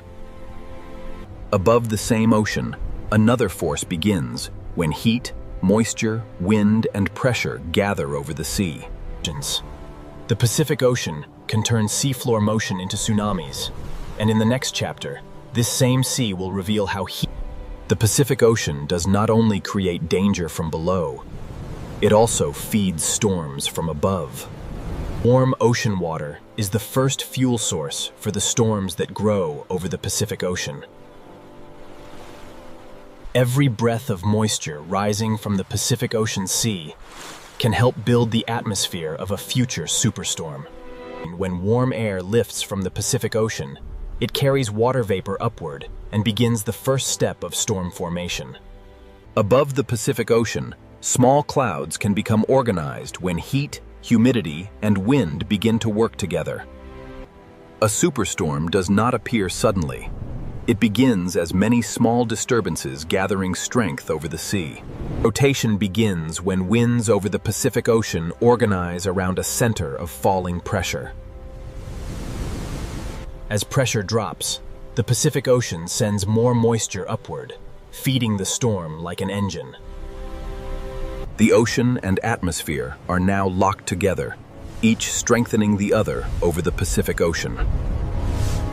The Pacific Ocean has begun turning heat into motion, and motion into the first structure of a superstorm. Every wave, every gust, and every rising plume of moisture helps the Pacific Ocean strengthen the storm above it. The storm begins to tighten as warm air rises and surrounding winds spiral inward over the Pacific Ocean. The Pacific Ocean is now supplying the storm with the moisture it needs to grow taller, wider, and more organized. Falling pressure allows winds to accelerate, and accelerating winds draw even more energy from the Pacific Ocean surface. That the storm is no longer a loose disturbance, because the Pacific Ocean has helped it form a rotating core. As the core strengthens, the Pacific Ocean and atmosphere begin exchanging energy faster than before. Within these rain bands, the storm pulls heat from the Pacific Ocean and releases it upward into the growing atmosphere. This is the stage when the Pacific Ocean begins transforming a tropical disturbance into a dangerous, organized cyclone. Over the Pacific Ocean, the storm has entered a dangerous phase, where heat, moisture, wind, and rotation begin building the foundation of a superstorm. Over the Pacific Ocean, the storm has begun to draw energy from a wider region of warm sea. The warmer the Pacific Ocean surface remains, the longer the storm can continue feeding and intensifying. The storm's rotation forces the sea surface to respond in circles, not straight lines. Inside the storm, warm Pacific Ocean moisture rises, cools, condenses, and releases heat that strengthens the cyclone from within. This release of heat is what allows the Pacific Ocean storm to grow taller and more powerful. When pressure continues to fall over the Pacific Ocean, winds accelerate inward and the storm begins to tighten around its core. The Pacific Ocean is now giving the storm both moisture from below and friction from the sea surface, shaping its destructive structure. That every spiral band is a pathway carrying heat and moisture from the Pacific Ocean into the storm. The Pacific Ocean has now helped transform scattered storms into a single organized atmospheric machine. Over the Pacific Ocean, the storm is nearing the threshold where a powerful cyclone can become a true superstorm. Over the Pacific Ocean, the cyclone is now approaching the threshold where ordinary storm structure becomes extreme atmospheric power. The Pacific Ocean continues feeding the storm from below, sending heat and moisture upward faster than the atmosphere can release it. The stronger the winds become, the more violently the Pacific Ocean transfers energy back into the storm. The more violently the Pacific Ocean transfers energy back into the storm. Inside these cloud towers, the Pacific Ocean releases symmetry is a sign that the Pacific Ocean storm is concentrating its energy around a powerful core. The eye wall is where some of the most violent winds over the Pacific Ocean begin to concentrate. At this stage, the Pacific Ocean is no longer just beneath the storm. It has become part of the storm's engine. When wind, pressure, and warm sea surface align over the Pacific Ocean, the storm can intensify with terrifying speed. The Pacific Ocean has now helped build a storm powerful enough to organize around a central eye. That over the Pacific Ocean, the superstorm has found its center, and once the eye becomes stable, the storm can reach its most dangerous form. Over the Pacific Ocean, the storm has now entered its most organized and dangerous stage. The eye may look peaceful, but around it, the Pacific Ocean is feeding the storm's strongest winds. The eye wall is the place where heat from the Pacific Ocean becomes violent atmospheric motion. Beneath the storm, the Pacific Ocean is no longer calm water. It is a moving engine of heat, friction, and force. The stronger the winds become, the more the storm extracts energy from the warm Pacific Ocean beneath it. From above, the superstorm appears almost beautiful, but its beauty is built from ocean heat, falling pressure, and destructive wind. The Pacific Ocean gives storms the space and fuel to grow into some of the largest weather systems on Earth. That once a superstorm begins moving across the Pacific Ocean, its power is no longer limited to the open sea.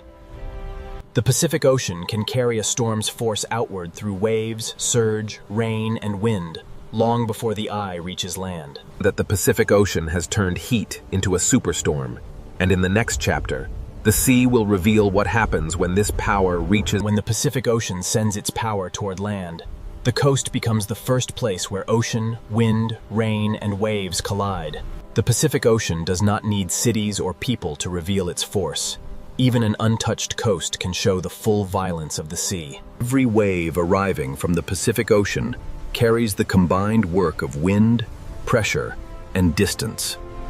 Storm surge begins when the Pacific Ocean is pushed toward land by powerful winds and falling pressure. The coast is not facing a single wave, but an entire ocean surface being driven forward by the storm. Coastlines are shaped by countless moments like this, when the Pacific Ocean cuts, moves, and rebuilds the edge of land. Beneath the breaking waves, the Pacific Ocean is grinding the shoreline with force that cannot be seen from above. The Pacific Ocean does not strike once and stop. It sends wave after wave, until the coastline is transformed. That this is where the superstorm reveals its reach, turning ocean heat into coastal impact. The Pacific Ocean has carried the storm's power to the shore, and now the coastline must absorb the force of a restless sea.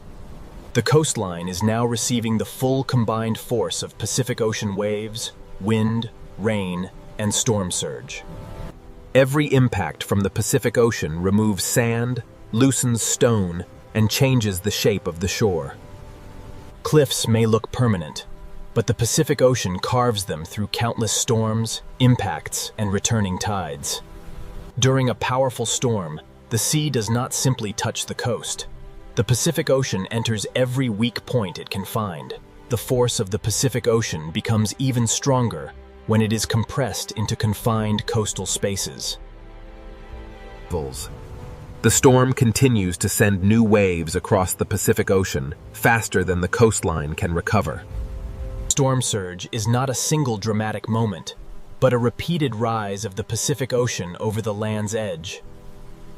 That the Pacific Ocean changes coastlines by repetition, not only by one catastrophic strike.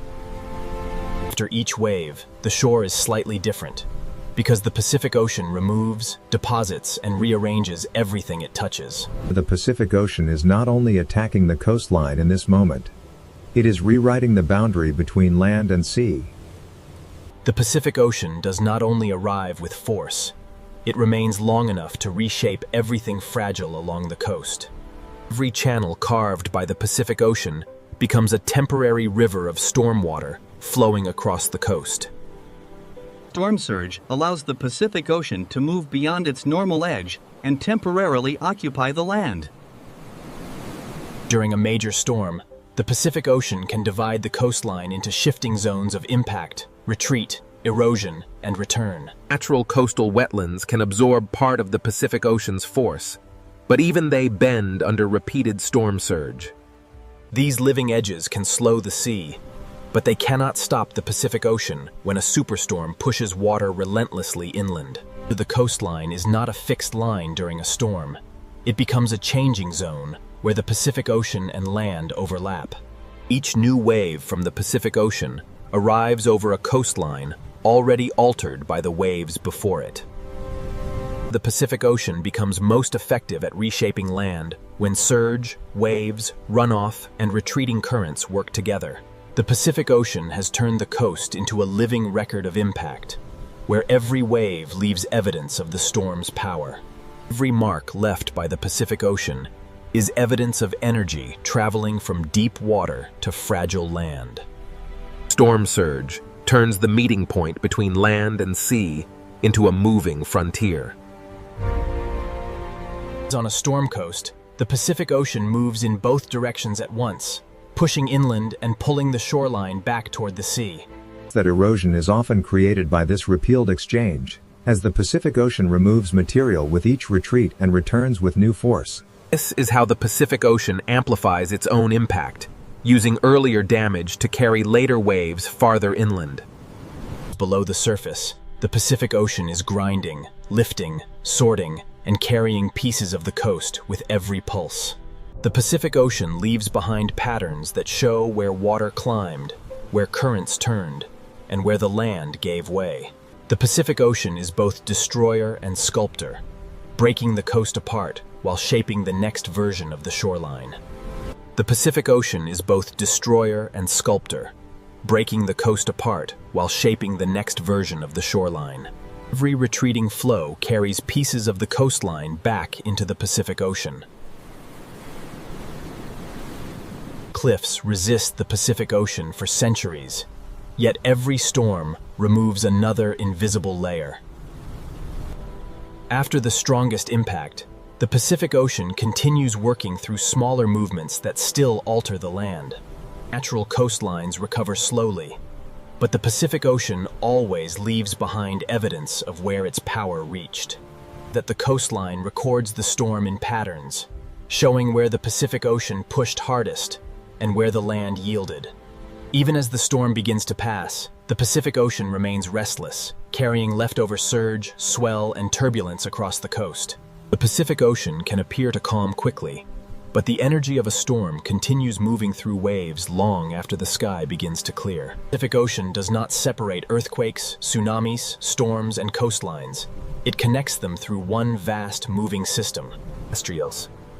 The Pacific Ocean has shown its force at the coast, and in the final chapter, the story will return to the open sea to the Pacific Ocean never truly stops, even after earthquakes, tsunamis, and superstorms have passed.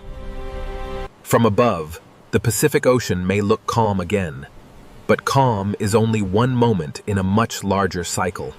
The Pacific Ocean remembers every force through motion, through temperature, through currents, and through the endless rhythm of the sea. Beneath the surface, the Pacific Ocean continues to move in layers long after the sky begins to clear. The ocean's greatest movements are often hidden below what the eye can see. Storms pass across the surface, but the deep Pacific Ocean keeps moving with ancient patience. Below the sea, the same geological forces continue to press, bend, and store energy for the future. The Pacific Ocean is never finished with its story, because the earth beneath it is still alive. The same ocean basin that produces earthquakes and tsunamis also holds the deep structures that keep the planet changing.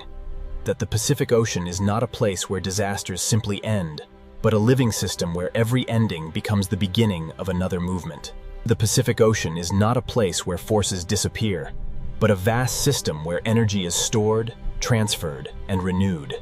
Every layer of the Pacific Ocean connects the restless seafloor below with the changing sky above. Peace in the Pacific Ocean is never emptiness. It is the quiet movement of a planet still alive. That these currents carry heat, nutrients, and motion across the Pacific Ocean long after storms have vanished from the sky. The same Pacific Ocean that carries tsunami energy also carries the warmth that can feed future storms. The Pacific Ocean always holds two truths at once: beauty at the surface and power beneath. After great violence, the Pacific Ocean can look peaceful again, but its silence is only the next chapter beginning. That every swell moving across the Pacific Ocean is part of a continuous exchange between wind, water, heat, and gravity. What appears to be empty ocean is actually a moving map of energy spread across the largest sea on Earth. The Pacific Ocean never truly rests, because beneath every calm wave, the planet continues to move. The Pacific Ocean never truly rests, because beneath every calm wave, the planet continues to move. The Pacific Ocean carries the memory of earthquakes, tsunamis, and superstorms not as scars alone, but as motion continuing. Even when the surface becomes smooth, the Pacific Ocean is still exchanging heat, pressure, and movement with the world around it. Below the surface, the Pacific Ocean continues its hidden circulation, carrying energy through layers the eye can barely understand. This layered movement connects the storm above, the wave across the surface, and the tectonic force waiting far below.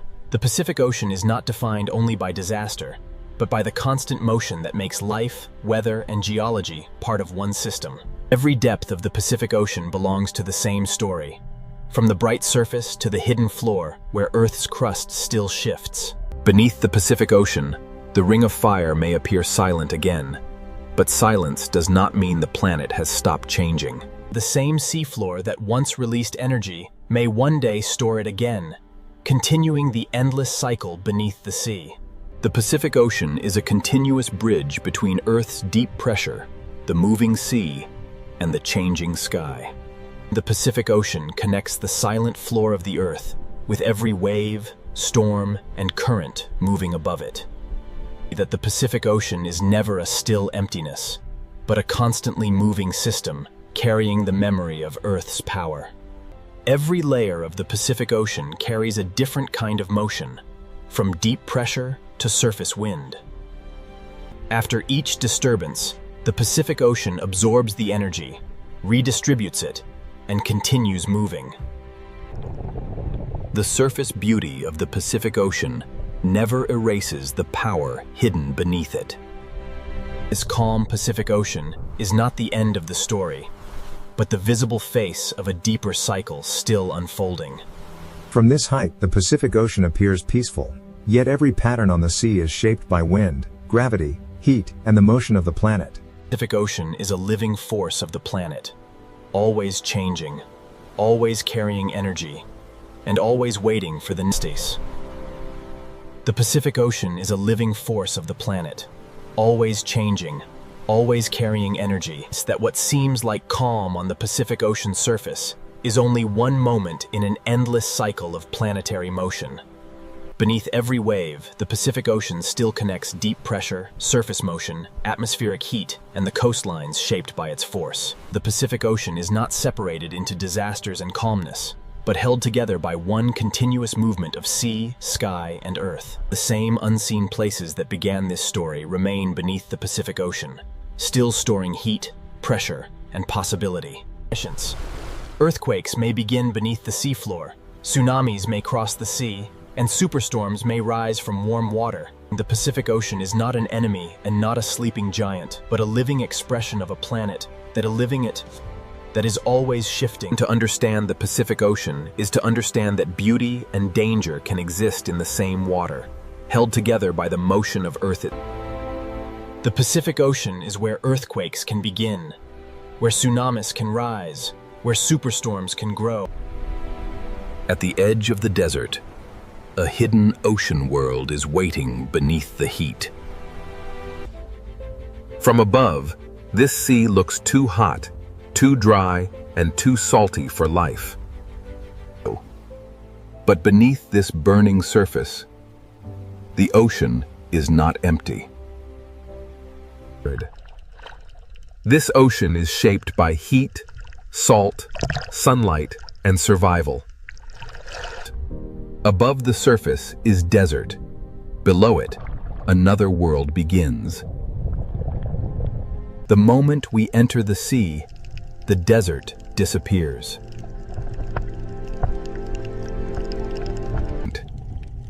Here, the ocean becomes a city of color, shelter, and movement.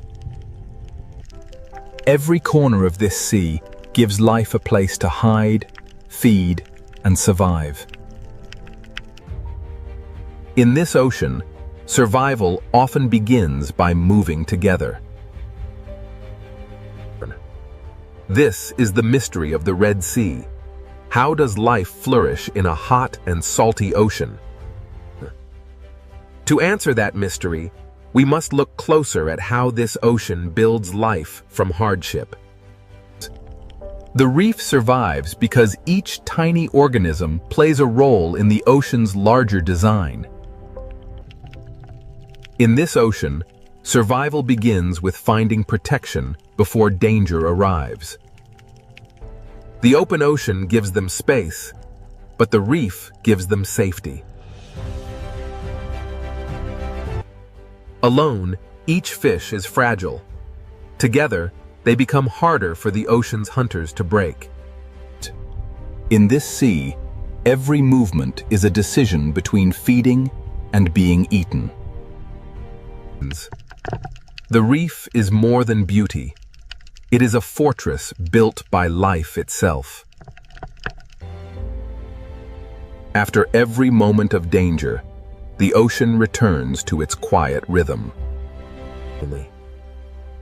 Some creatures survive this ocean not by strength, but through ancient partnerships. In the Red Sea, life survives because every small relationship strengthens the entire ocean world. A single partnership may seem small, but in this ocean, small connections hold the reef together. The reef is not one living thing, but thousands of lives woven through the sea. In this ocean, even movement becomes a language of survival. Where the open sea is dangerous, the smallest spaces become places of safety. In this ocean, survival is not only about strength, it is also about trust. Even in a harsh sea, cooperation can become a powerful survival strategy. Every creature that moves through this sea depends on the health of the reef around it. The ocean current delivers invisible meals to a world that never stops feeding. These tiny animals build the foundation of one of the most resilient ocean habitats on Earth. To understand how life survives in this sea, we must follow the reef from its smallest builders to its greatest challenges. Beyond the reef's beauty, the sea begins to test every life that depends on it. Here, the reef stands between safe shelter and the unknown sea. In this ocean, safety can vanish just a few meters from the reef. The sea brings food, but it also brings pressure that never stops. These corals may look fragile, but they are the architects of survival in this sea.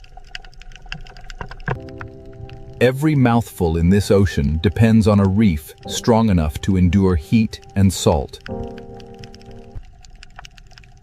When the sea becomes dangerous, darkness can become protection. Some hunters in this sea survive by waiting where the light cannot reach. In this ocean, survival often means knowing when not to move. The Red Sea is beautiful because it is alive. And it is alive because every creature has learned to survive. To survive here, life must understand both the shelter of the reef and the danger of the open sea. Ancient travelers crossed this ocean by instinct, moving through heat, salt, and shifting currents. For some creatures, survival means remembering roots the ocean has held for generations.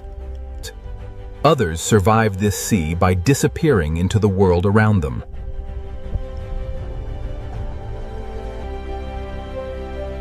In this ocean, even the sand can hide a living strategy.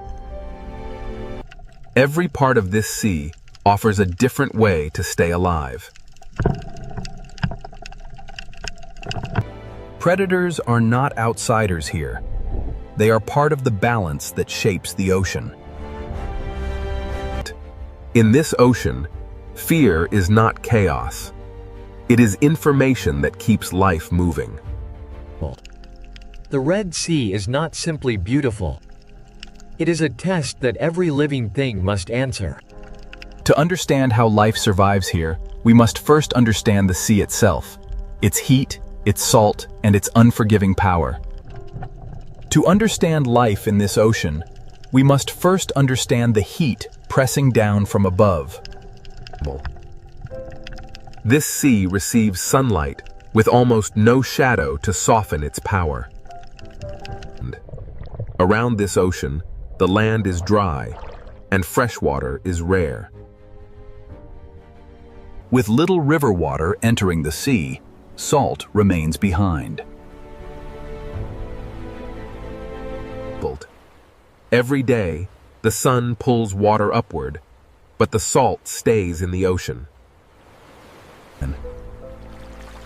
This is why the Red Sea becomes saltier than many other ocean waters. For marine life, this salt is not just a background, it is a constant challenge.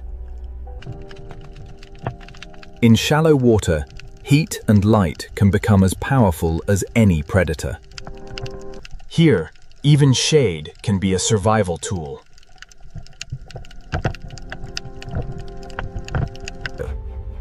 Life survives in this ocean by using every small difference in temperature, light, and shelter.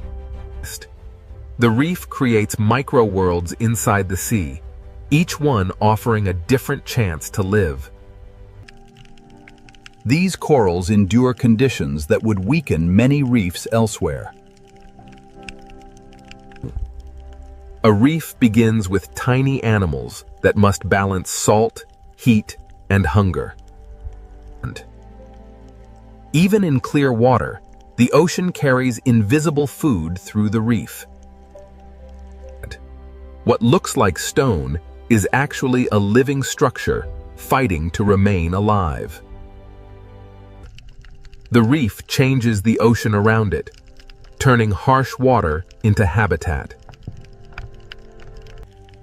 Inside the reef, the sea becomes slower, safer, and easier to survive. Step beyond the shelter, and the ocean becomes demanding again.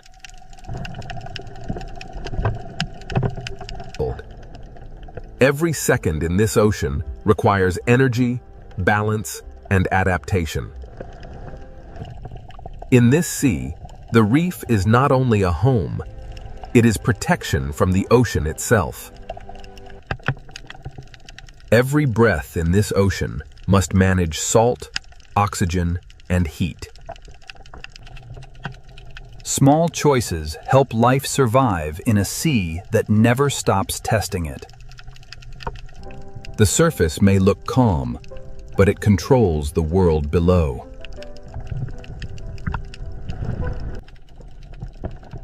Too little light would starve the reef. Too much heat can threaten it. Life here depends on balance. Enough sunlight to grow, not enough heat to fail. Even resilient reefs carry signs of the pressure placed upon them. In this ocean, survival is never permanent. It must be renewed every day. Depth offers relief from light, but it brings its own challenges. The deeper ocean gives less heat and less light, forcing life to change again. As conditions change, the ocean chooses different survivors. In this ocean, some creatures survive by turning beauty into defense. Warning colors are another language written into the ocean. The Red Sea is not one environment, but a staircase of changing conditions. From the surface to the depths, heat, salt, light, and pressure shape every life. Life survives here by finding the exact layer of ocean it can endure. Away from the reef, the sea becomes wider, emptier, and harder to read. In open water, survival depends on movement, awareness, and the strength to keep going. The reef offers safety, but the wider ocean connects every part of the Red Sea. Now that we understand the seal's heat and salt, we can enter the reef itself